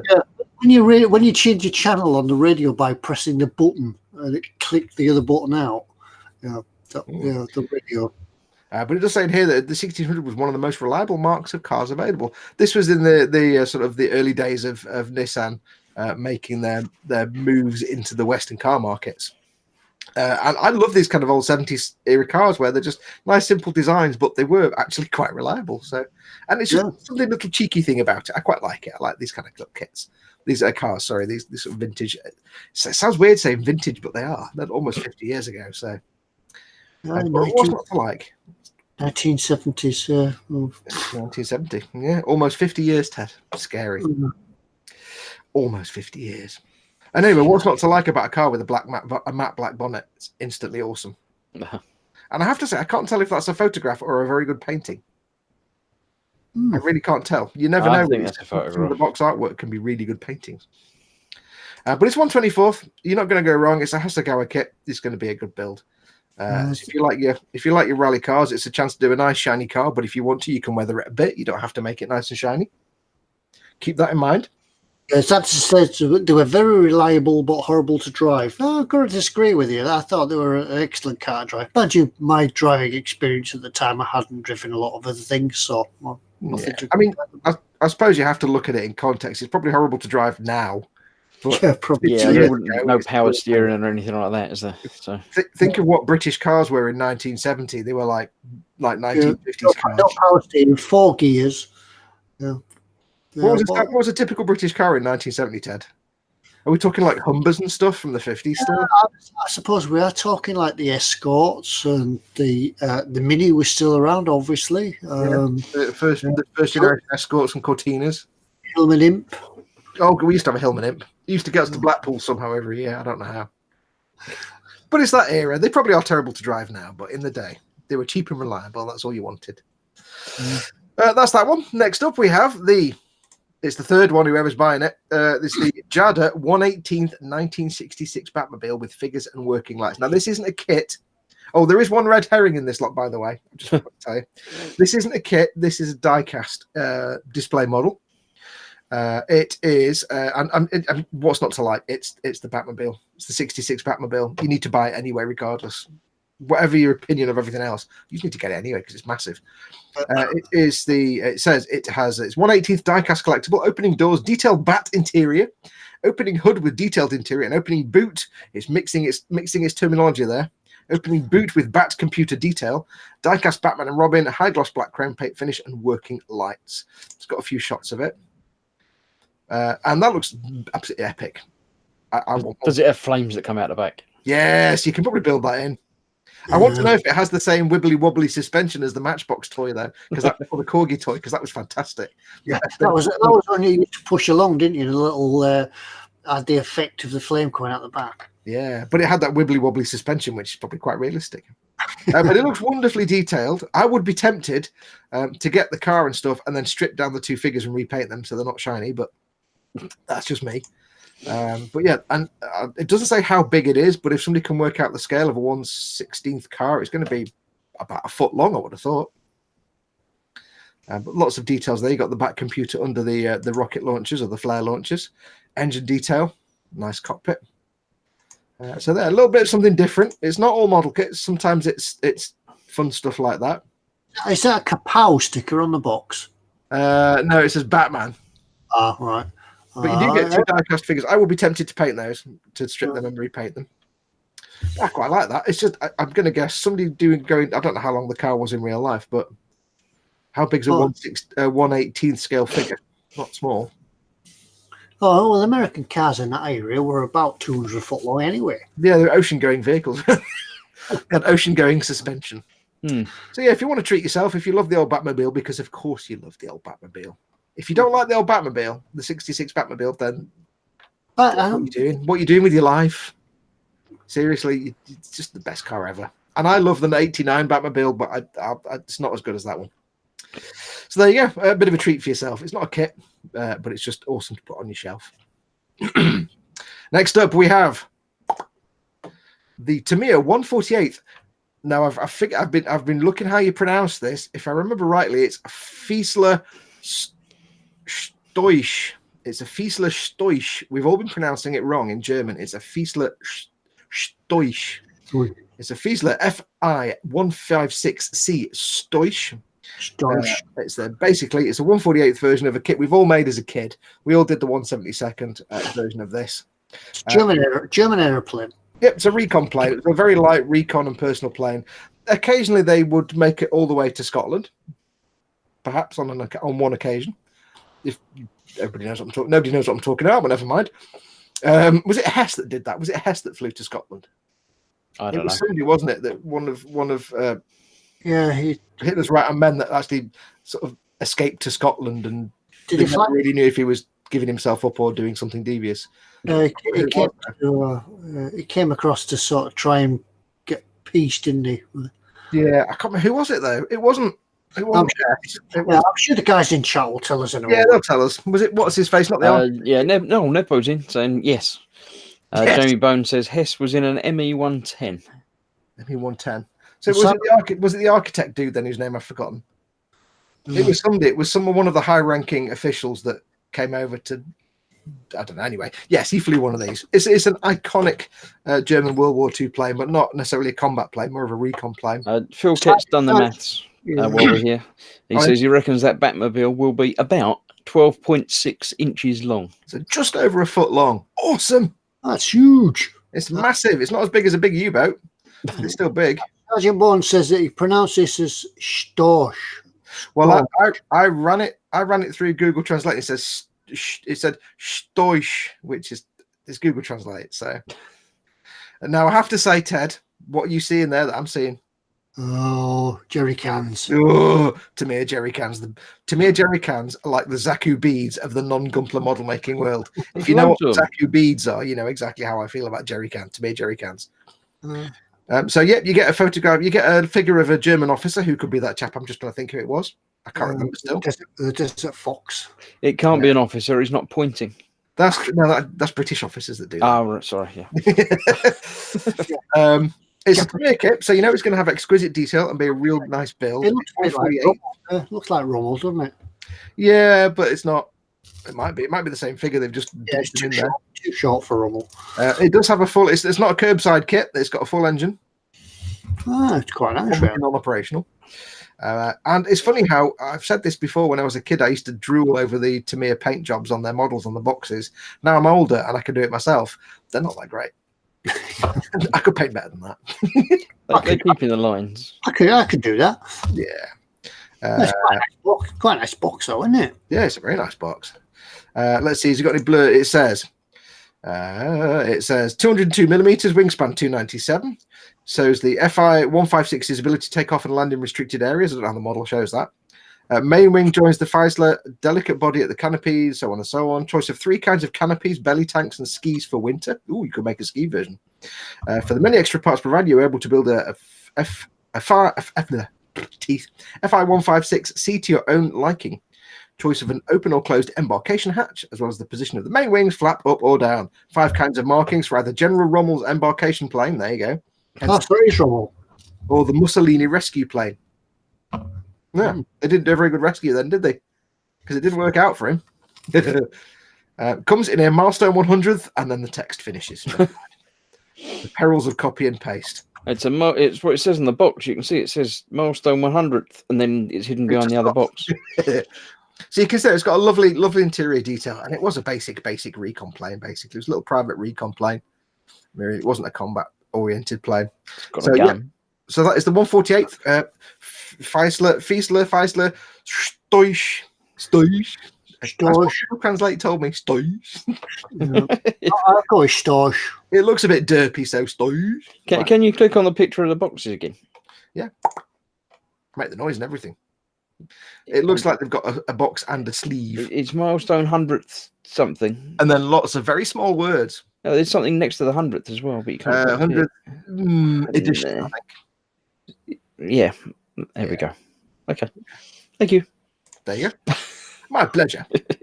Okay, so that's the 148th Fiesler Stoisch. And like I said, it's a Tamiya kit. Tamiya just makes some of the best aircraft. So if you want to really treat yourself to a beautiful kit, I'd get one of them. Plus, you can have a lot of fun trying to do the little leopard skin pattern on there if you want the desert camo. It's really fiddly and quite good fun.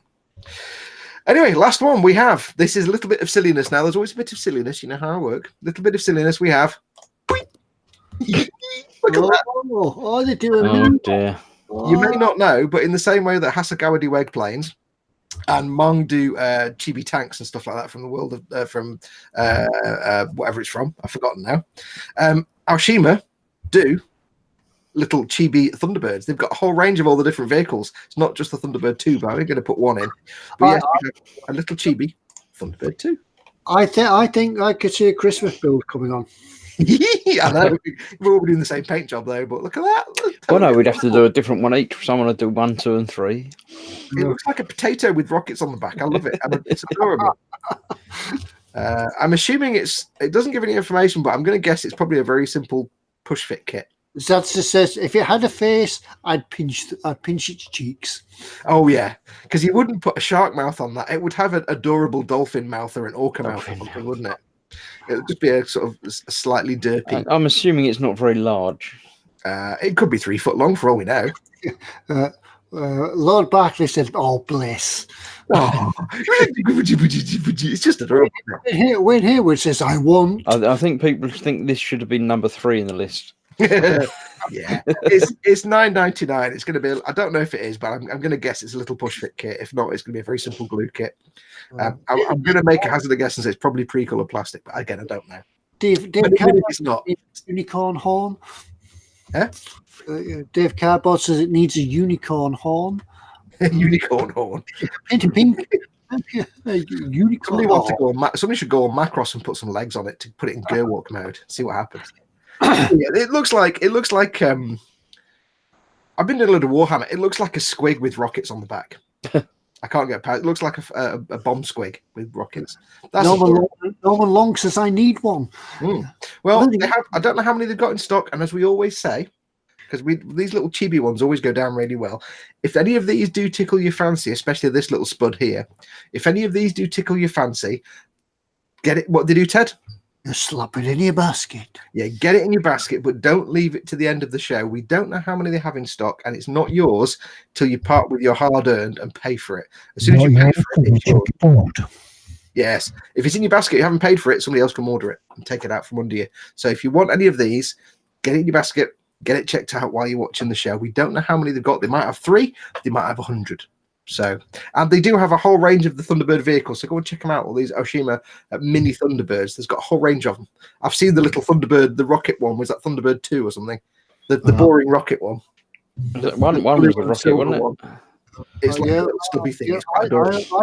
I think we should be building these for Christmas. Oh, you never know. It might be a thing, mightn't it? Anyway, that's going to do us. So I'll quickly recap. So we have the Thunder Models 135th Scammell Pioneer Tricu 30 tank transporter 30-ton gooseneck and breathe.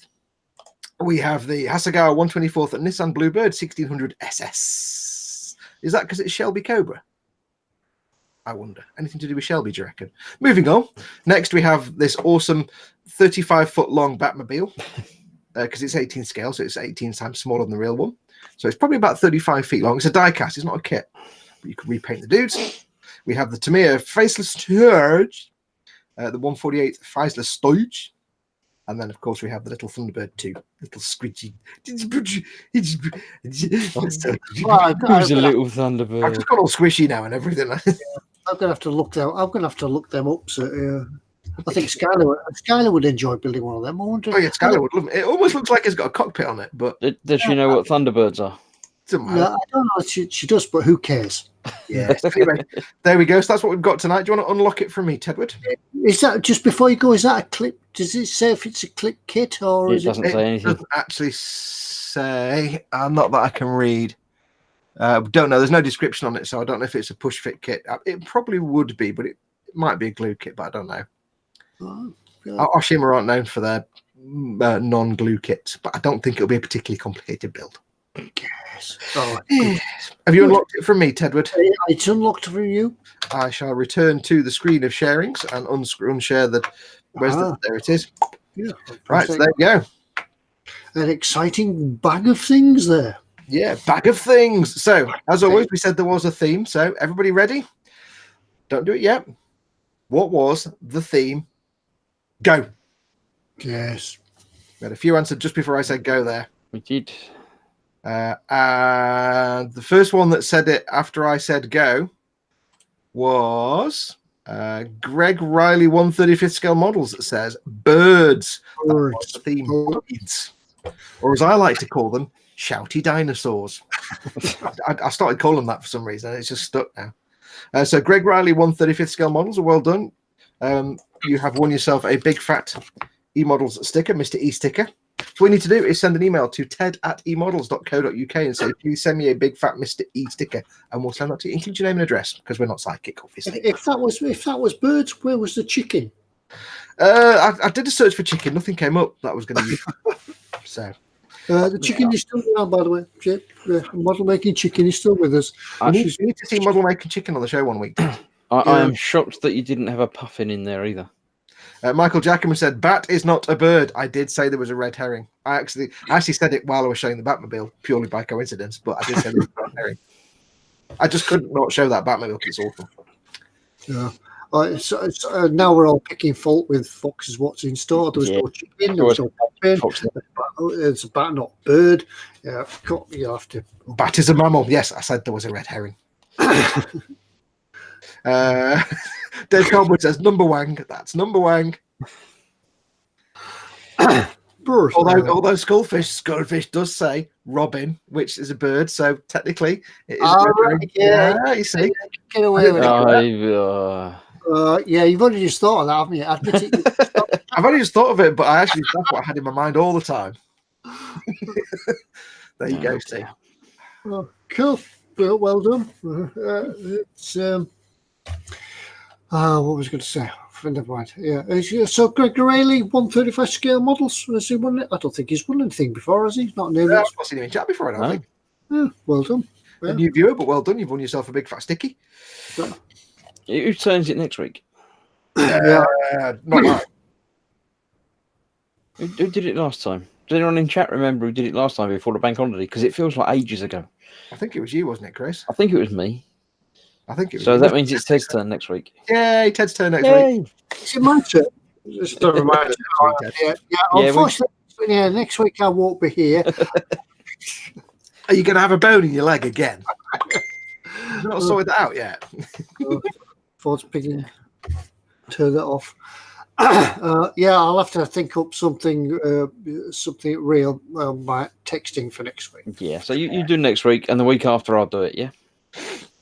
Yeah. You don't get a Passover because there's a week off. Yeah. Yeah, maybe I'll do next week and the week after then.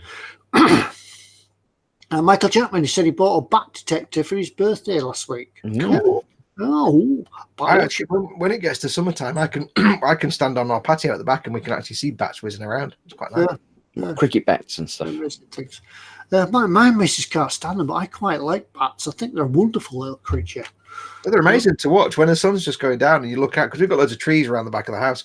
So you look at the trees and you see like swifts and things flying. You can tell them because they're noisy. But then you just see the shape go totally silently. And you're like, that's a bat, and you can watch it. I think that's also a bit of a. I think there's a subtle shout out there. Michael Jackman says in big shouty capital letters, "Wife's birthday." I'd read it wrong. He said he bought her a bat detector for her birthday. Oh right, I thought it was a shout out to say happy birthday to Michael Jackman's wife. Happy birthday, whenever it was.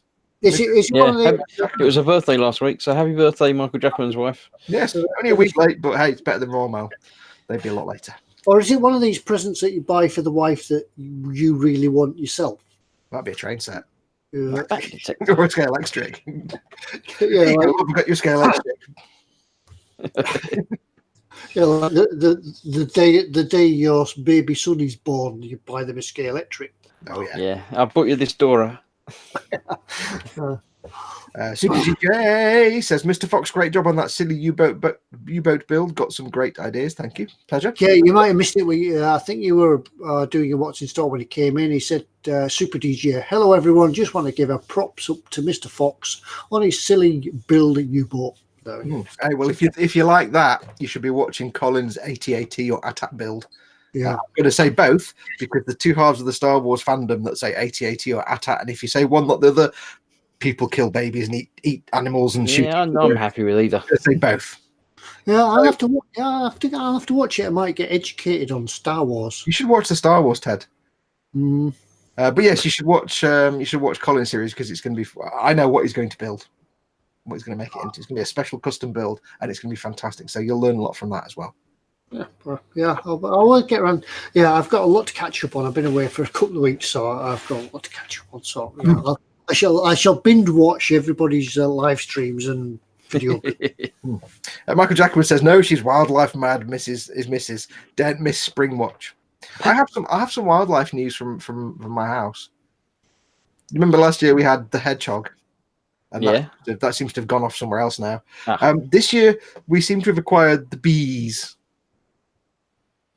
Mama Foxx and I were having discussions because we seem to have gained bees in the kitchen roof, and we're like, four of them or no, many of them, like 5. all of them.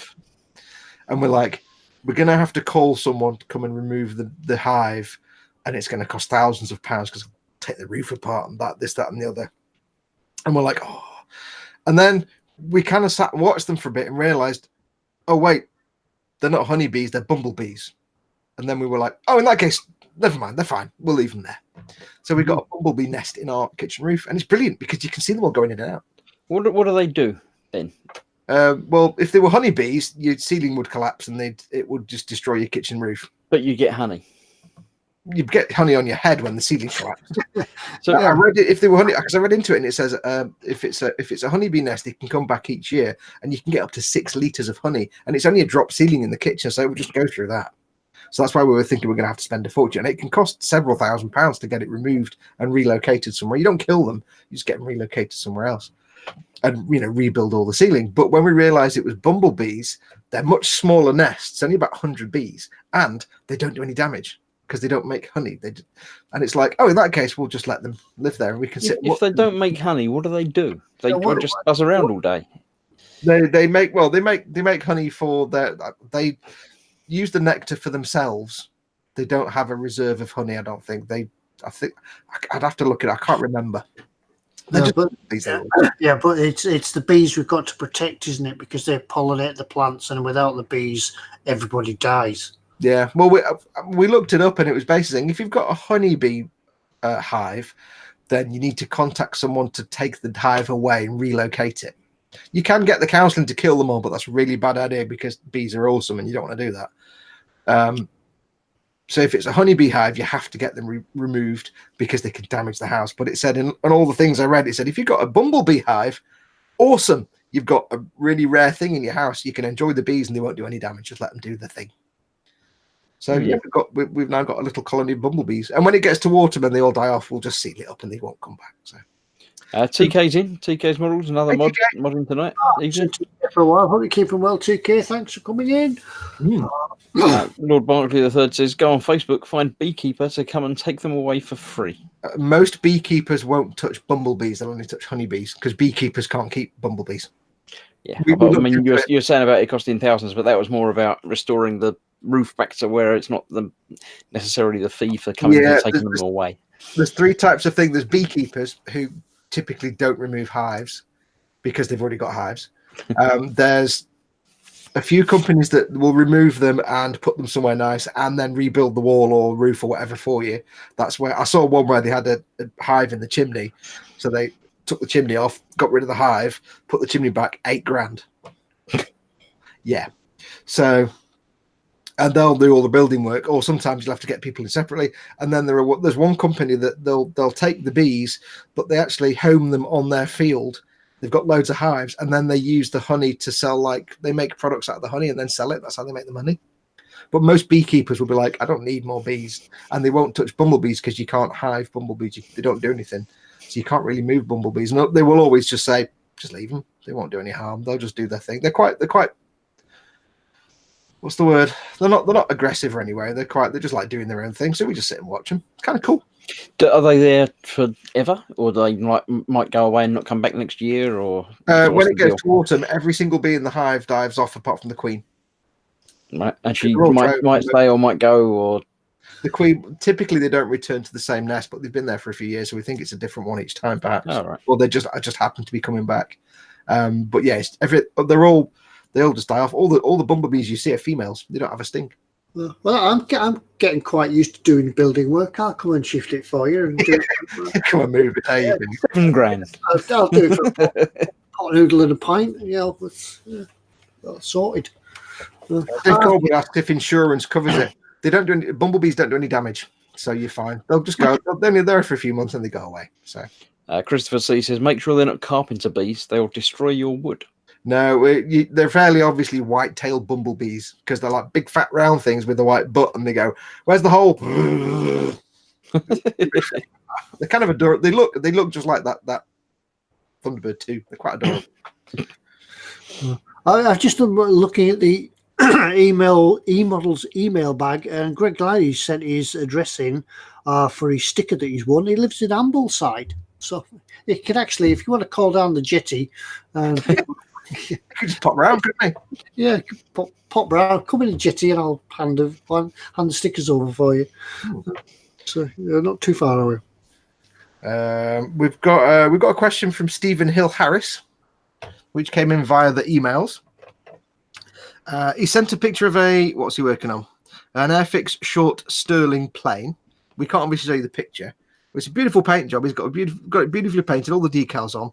Basically, what he's done is he's got it all built, he's got it all painted, he's put a gloss coat on, and he says it doesn't look bad, but it doesn't look real.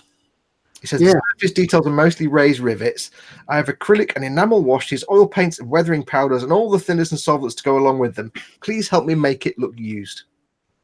Yeah, we did a cracking job. We can't unfortunately share it with you because it's on email. Yeah, all it is, it's a picture of his short Sterling, and he's just gloss coated it, which is the next stage he wants to be at. So So basically, he's got all weathering products. He wants to make it look fantastic. And I just say go for it. With aircraft, you're looking at very subtle chipping. It depends whether it's straight out of the factory or whether they want it to do some action. How bad is it? What I would do for that, I would put some oil sort of exhaust staining on the engines and across the wings, not too much. Some chipping, and depending, did he say it was raised panel lines or some panel lines? He said the rivets, and he said the surface details are mostly raised rivets. So it doesn't look like some pin washing, ideal for that. Do some pin washing, some washes. Just change. Some light washes on that, some browns and some greens, some washes, just to change the colour of the tone of the paint, and you're on your way there. Yeah. If you've got oil paints, a very subtle dot filter as well will help break it up. Yeah. The trick to make it look real is when it's freshly painted, it's brown, green, and you've got brown and green, and then you've got a gloss coat. You want to make that brown and green variegated. You want to make it be like solid brown. You want to make it look not patchy, but not like a consistent color. And that's where things like dot filters, where you put all the dots of different colored oil paints, whites and greens and reds and things, tiny dots, and then you get a little bit thinner on the brush, just dampen it, and you just move them back and forth, and it just blends all the colors, and you get that natural variation. What I would do, Stephen, if you're going to go down the dot filter route and such as that, I would give it a coat of a matte varnish rather than a gloss varnish, because your dot filters will just really wipe off. Use that gloss coat for your pin washes, anything like that you want to flow. Yeah, mat it, and then do your filters and things on top. Do your filters. Mm-hmm. Same with pigments and pastels as well. Do it on a matte surface because then it gives something to grip to. But that gloss surface is perfect now if you want to do some like panel line washes or anything like that. Tinned oils or enamels are great for those. Yeah, there is some panels in there, isn't there, on the last picture? Yeah, if you look at the last picture, so yeah, do some washes in there. It's really that kind of scale plane. It's not so much about adding all the bits. I mean, you've got like the sort of streaks off the back of the engines, maybe some very, very delicate chipping if it's supposed to be a bit battered and wing leading edges. But it's really about varying the colour up on that kind of scale rather than making obvious chipping and things like that. If you go back and have a look at my aircraft, the one I did, what was it? Was it a Tiffy? You did a Typhoon? Yeah, go back and have a look at the Typhoon video. Towards the end of this video build series, I get onto weathering and such on an aircraft and there, so have a look at that one. We've got some tips from there. Yep, that's on the eModels channel. Go and check it out. Everything's in playlist, by the way. So just look up go to playlist and look for Ted's Typhoon build. That's a brilliant build, by the way. You should go and watch it anyway. Yeah, there's lots of chipping. Granted, it's a bigger scale aircraft. Yeah, but the idea there will give you a way to get going. Yeah, cool. We had a question as well. Is that Sprue Glue? Go on, Chris. Yes, Sprue Glue was asking any tips on using Humbrol Maskell. Yeah, it's dead easy. I've got some here somewhere. Where is it? Wear a mask or a well-ventilated room because it smells. Not that bad. It's stinky. It smells like ammonia. Just all I would do is don't leave it open for more than 5 minutes because it can start to set. So just keep it open for a few minutes. Put the lid on, give it a shake every few minutes. I tend to, if you use a brush, use an old brush because within seconds your brush will be useless for anything else. For real small chips, use a cocktail stick or a pin. But just get it on. Simply put it on the surface, let it dry for maybe half an hour, 45 minutes. Do the paint on top, and then just rub it off. I rub it off with my thumb. Some people use pencil erasers, or you can peel it off with some tweezers on the little things. But what you'll find is, and I guarantee you this, you put it on, you spray over it, you rub it off. That's it. Simple as that.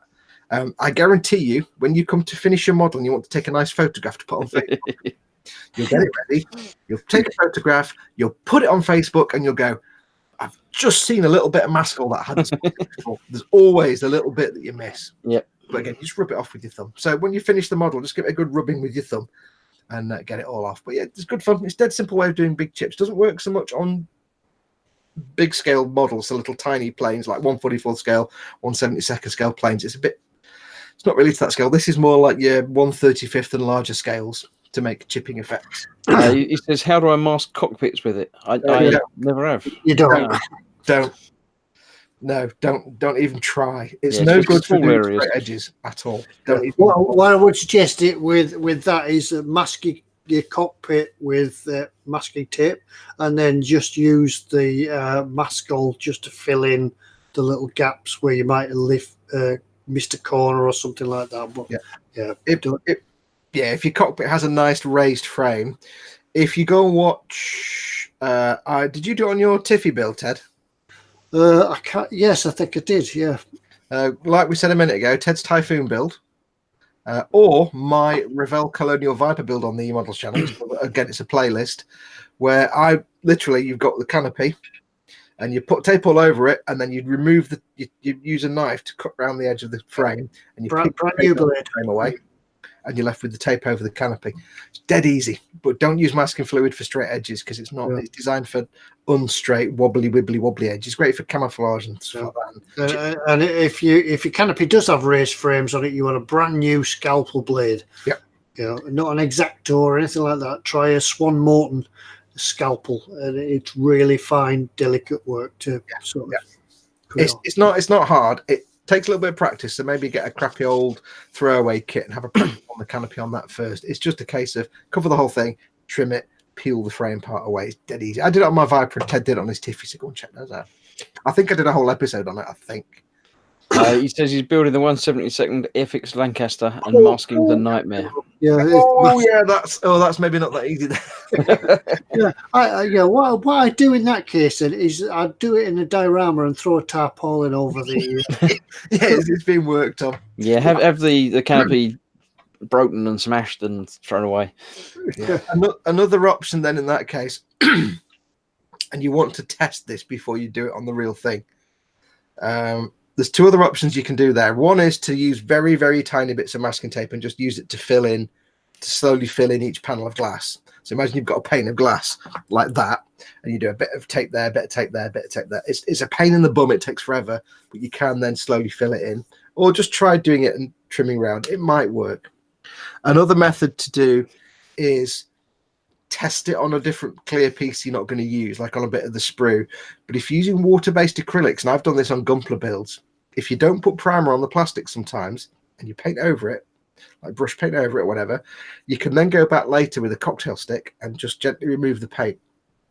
Now on clear parts, it doesn't always work, and you don't want to be scratching the clear parts. So it's not the best technique, but it, at a pinch, it kind of works. If you've airbrushed it on, you can possibly go along and just either with a cotton bud with a little bit of thinner on it, very tiny amount of thinners, or anything like alcohol to remove it. Maybe remove it carefully. It depends how much relief you've got.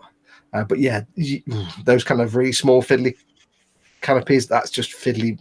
Lots of tiny little bits of masking tape to fill out the window panes. Basically, there's no way around that one.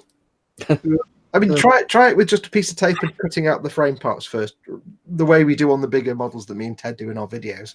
Give it a try. If it's a nice relieved frame, you might get away with it. It'd be fiddly and take a while. That's all. No, I was building a Lancaster bomber with my son for. We got as far as the canopy, and it didn't get any further.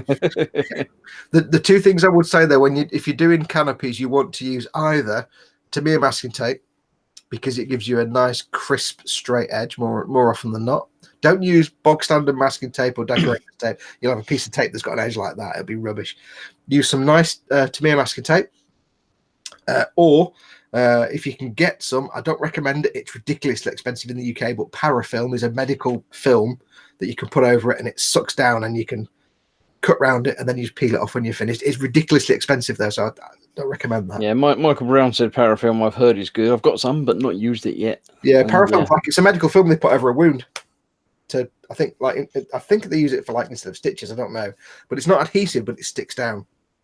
And it's very, very thin and malleable, so it'll conform to all sort of detail areas. I've got a little roll of it. It cost me 35 quid. It's not exactly value for money in the UK. So, what you remember to do with if you go down the masking tape route, is get a cocktail stick or something and put your masking tape on loose, and then work it into the corners, and then cut around it. Yeah, you want to burnish it into the corners. You need to just work it into the corners of around all your frame. I know what a Lancaster airframe windows are like, so yeah, tiny. I mean, go and check the videos that me and Ted did. The Revell Colonial Viper and the Typhoon. You said tornado then. Typhoon. You might be able to use the same techniques possibly, but it depends on the kit. So give them a try. You can just freehand them. He takes your money, here's your money, takes your choice. Your mileage may vary. There are some people that have free-handed them and they do really good jobs.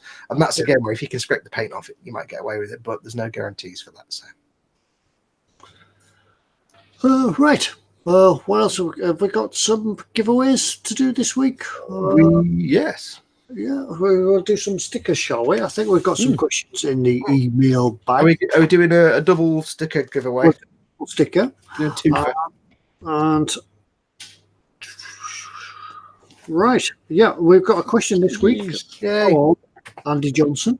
Okay, we're going to do it two for one, so you get a big sticker and a small sticker. A big sticker and a small sticker, yeah. Don't forget to refresh your browser and drag the slidey across. Make sure you're up to date. Remember, the same applies as we did with Fox's What's in Store. When we say go, that's when you can type your answers in. And as usual, as we said before, it's the first one that appears on our screen and not your own. So just to make it fair. So, so this one's from Andy Johnson. Hi there, it's AJ here, and he sends us a question. And the question this week for the double sticker giveaway is... Right, what was the name of the British Prime Minister who was in office at the time of Queen Victoria's coronation?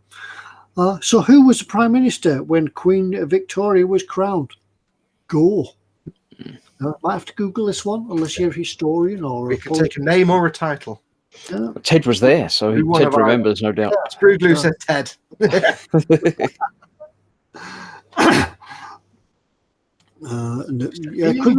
Ted. Everybody's good for me. I was there. Yeah, this guy was stood in front. I couldn't see past him because of his big hat. May, she just won't go, says Lord Buckley the Third. Little bit of politics. I've never heard of this person, so I never No, Foxx. I'm old, but I'm not that old. we're assuming it's right. Oh, I'm shocked that I realised that 1970 was 50 years ago. Now I feel sad. Yeah, that's quite scary, isn't it? I've never heard of this particular person, so Yeah, Nobody's heard of them, apparently. Powerful Google foo. Yeah, people are going to have to Google this one, aren't they? Are they having to Google like the years of Victoria's reign and the years of prime? Yeah, I was thinking whether that. Now, don't forget, we don't check these. We don't fact check, and we assume it's correct. Yeah, that's a bit of a clue. He says this is following on from our Australian theme fact of the day regarding the Canberra bomber. So yeah, there's a bit of a link. There's a connection to it. Should we give it a 10-second countdown? Dave Allen, may your God go with you. Good night. I think the problem is that we don't know any of our prime ministers before, like Ted Heath. Before that, we haven't got a clue. Yeah, I don't know. Lloyd George and Winston Churchill, obviously, but before that, no idea who any of our prime ministers were. Did you say Boy George? Yeah, Boy George, when he was a prime minister in World War II. Just before World War II. Or was it after? I don't know. I don't think anybody knows. Shall I do a... Somebody knows. There we go. Stephen Hill Harris. Stephen Hill Harris comes in. Yeah, that'll do. That'll do. Viscount Melbourne or William Lamb. Yes. Yeah, Phil Kett just comes in just afterwards. Stephen Hill Harris was there first. Well done, Stephen. Send your address to ted at eModels.co.uk and we'll stick us out to you. Yeah. I have some breaking news. I've tried to resist it, but I need to go for the enormous wee, I'm afraid. Oh. It's that time of the show. We've already gone for another... I know. You can hold it. It'll be fine. I can't trust me for an hour. I'm gonna just turn off the microphone. I shall be back in a moment. You guys carry on. You went before. How many times? If I don't go for a great big wee halfway through. It's your age. Yeah. No, I'm just getting to that point now. I shall be back in a moment, people. Right. We'll wait for Foxx to come back. We'll just wait. Yeah. In the meantime, what we'll do shortly, we'll do the mug. Have we got another question for a mug? We haven't got another question for a mug. I've got old questions in here. Did we ask them? We didn't ask them yet, did we? I don't know. There's one from Stephen Hill Harris from 29th of April. Oh, we haven't deleted it, so it's probably still there. So we'll do that one then. Actually, there's two questions in there, but you know. Yeah. Well, we'll get 2 stickers sent off to Stephen Hill Harris. Okay, yeah. Right, you going to do it? I'll do it. Should we do it now, or should we wait for Foxx to come back? Do it now. Yeah, let's forget about him. He'll come back in the middle and not know what's going on, so that'll be fine. When he comes back, it's all done. Okay. This is for the mug, then, isn't it? Yeah, the mug. And mug. Welcome, everybody. 2 mug. For this, we have a couple of questions maybe out of use, he says, the Kentucky Derby, the greatest 2 minutes in racing, is next Saturday. That was ages ago, before we didn't use it then. So it happened before. And his question is, I'll put my mug down, what was the name of the horse that won last year's Kentucky Derby? Go. Now, not the one that was like last week or whenever it was, the one before that. No, the 2018 Kentucky Derby. Which was the name of the horse that won? It wasn't Dobby. No. You feel better, Foxx, do you? Liters. We're doing the mug question. I've asked what the name of the horse that won the 2018 Kentucky Derby was. And Glenn G is up in there with Justify. Justify. That's the name that we got down here. So Glenn G, congratulations. Send your name and address, preferably, to ted at eModels.co.uk. And don't forget to say that you won a mug, because we absolutely yes, we won't remember. Keep in mind that Ted and I live nowhere near our respective post offices, so we try to get to the post office once every now and then. So stickers, we pile them up until we can get them all out in one go. So don't worry if you're waiting for a sticker for a while. We know That's why we need to send. I may have found some envelopes that might be the right size to put the big stickers in, so I might be able to send a couple out. So yeah, we'll arrange things. To the post office this week when I go to town. So yeah, but if you win a mug, we just send your details straight to eModels, and they send that out for you. So you should have that fairly quickly. Apart from Greg Riley, who's got to come and collect his. Who's what? Sorry. Greg Riley, he won his stickers from Ambleside, so he's got to come and collect his. He's got to come and collect. Okay, that's all right then. Spriglo Addict says, "I never win anything." So that was that. We've done that. We're going to do something else? I think we've got to do some sort of maybe giveaway type We've scenario. got to have something else to give away. Yeah. Some other prize. I didn't know this. I imagine I don't read the emails, so. We have a prize to give away. Shall I try to do that now? Yes, I'm pretty sure. You tease people a little bit, or what? You lock it on Chris, Ted. I've locked it on Chris. Chris, it's all yours. I shall share a screen then of what we're going to give away this week. Give away this week. We have been told that we can give away one of them.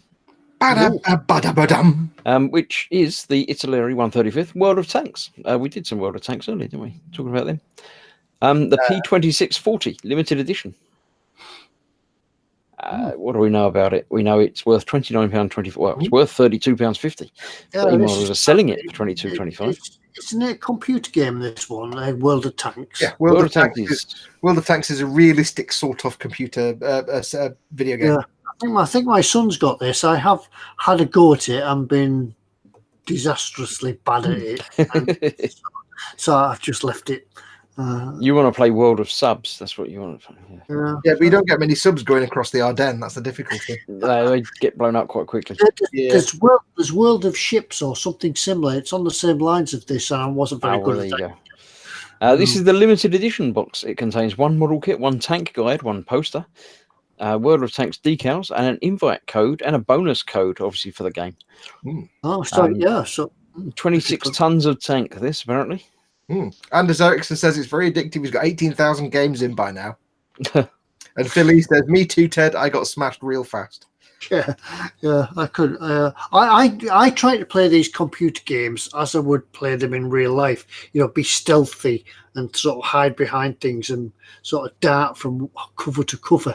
But apparently, it's not. You just keep driving over things and firing and hopefully shooting things lots and It's an unusual looking tank. It's if I remember the blurb, it's an Italian tank based on a Russian. I think it's a T-34. If it says in the blurb, Chris, I can't remember. I'll have a look back through in a moment.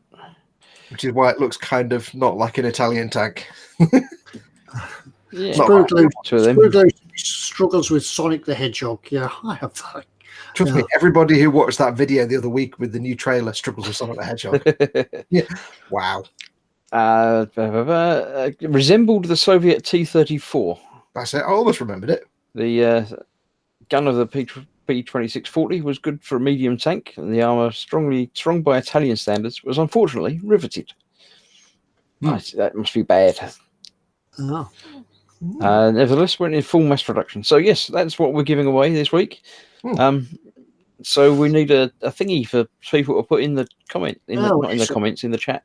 I reckon what they should do is, okay, here we go. When the show's finished, as you know, once the show finishes, it becomes just a normal video on the channel in the eModels Monday playlist.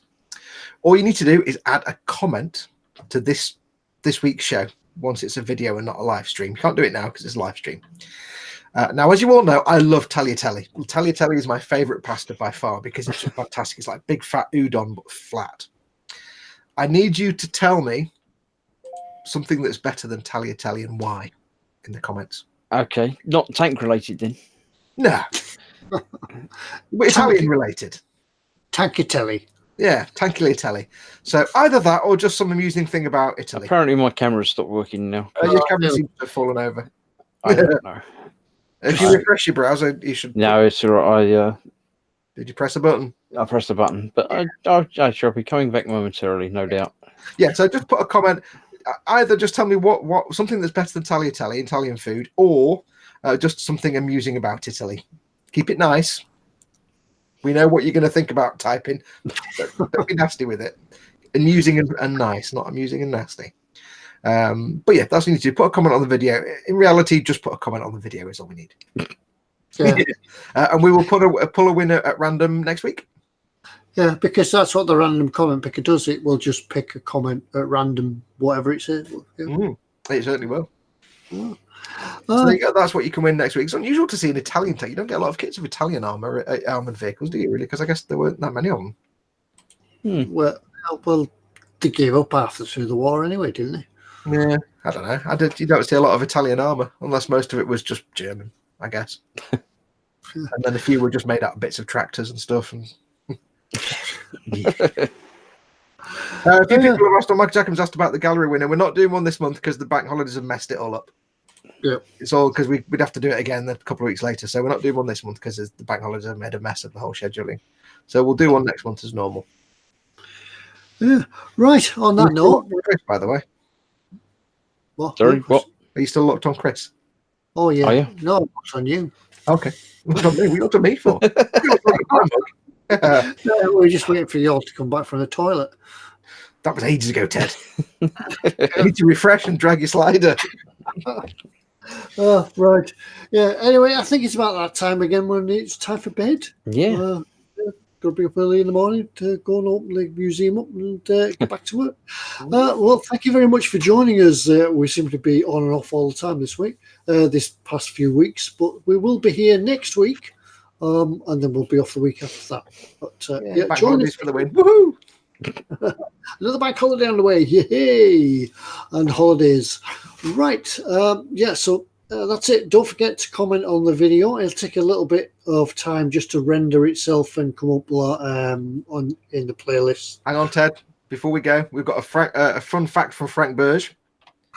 He says in Norway, they use plate armor from the turpits to reinforce the asphalt where the ground has a tendency to sink under the asphalt, and they've still got more to use. Yeah. There you go. Oh, right. Now I need to go and watch Game of Thrones now. Oh, I'll go to McDonald's and get some cheeseburgers first, though. There's only one more, isn't there, after this one? Yeah, this one and then one more. I'll watch it tonight. I must try and catch up with GOT. Have you watched any of it? I haven't watched any of it. I must do I binge watch? Do I watch it from the very start? Yeah, watch it from the start. Apparently, the first 4.5 seasons are good, and then it sort of tails off. Did we find out from Spruglu what the results were of his test? He says he's addicted to beetroot, but we never found out what the results were. Fun fact: I'm addicted to beetroot. If you're addicted to beetroot, if you keep eating it, does that mean it never changes back? It means you probably die of some kind of deficiency of some sort. But I'm feeling the irresistible urge to go to McDonald's and buy a load of cheeseburgers now. Can you not send out? Did McDonald's not deliver in your area? I have to get out my car and drive my ass there. Oh dear! Driving to a place. Is there not some 10-year-old kid hanging out around the street lamppost like they usually do in Manchester? You could just. Apparently, Spruglu said in chat hours ago. Yeah, but we missed it. We have to say it again. He did say it. He did say it. I did read it. Yeah, Ted, if you want to go up and talk to a 10-year-old on a street corner in Manchester and actually walk away with both your kidneys, then and no gaping holes, then you're more than welcome. I know I've lived my life. They're not out for Bob a job then and running errands and things like that. No. It's the ones under 17 and over 18 you have to worry about.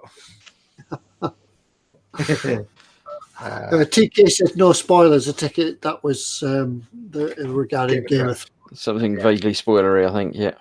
Spruglu says purple wee, and thankfully I never checked my number twos. I didn't want to know about the number twos. I've not heard any rumours about that. Yeah, but it gives the doctor a heart attack now when he goes to. Can he just drop a Switzerland in place? Well, you know how if you eat a load of carrots, you're supposed to make your skin go yellow. If you eat a load of carrots and a load of beetroot, will you basically turn blue? Yes, that'd be great. Yeah. Right, like turn blue like Mel Gibson. Really bad Scottish accent. Right. Anyway, it's turned 11 o'clock. It's time for us to go. Thank you very much for our enjoyable evening tonight, Monday. Yeah, what's left of it. And we'll hopefully, God willing, we'll see you all next week. Same time, same place, same bat channel. So we'll see you all next week. Thanks very much for joining us. Goodbye, everybody. Good night. Yeah. Bye. Bye.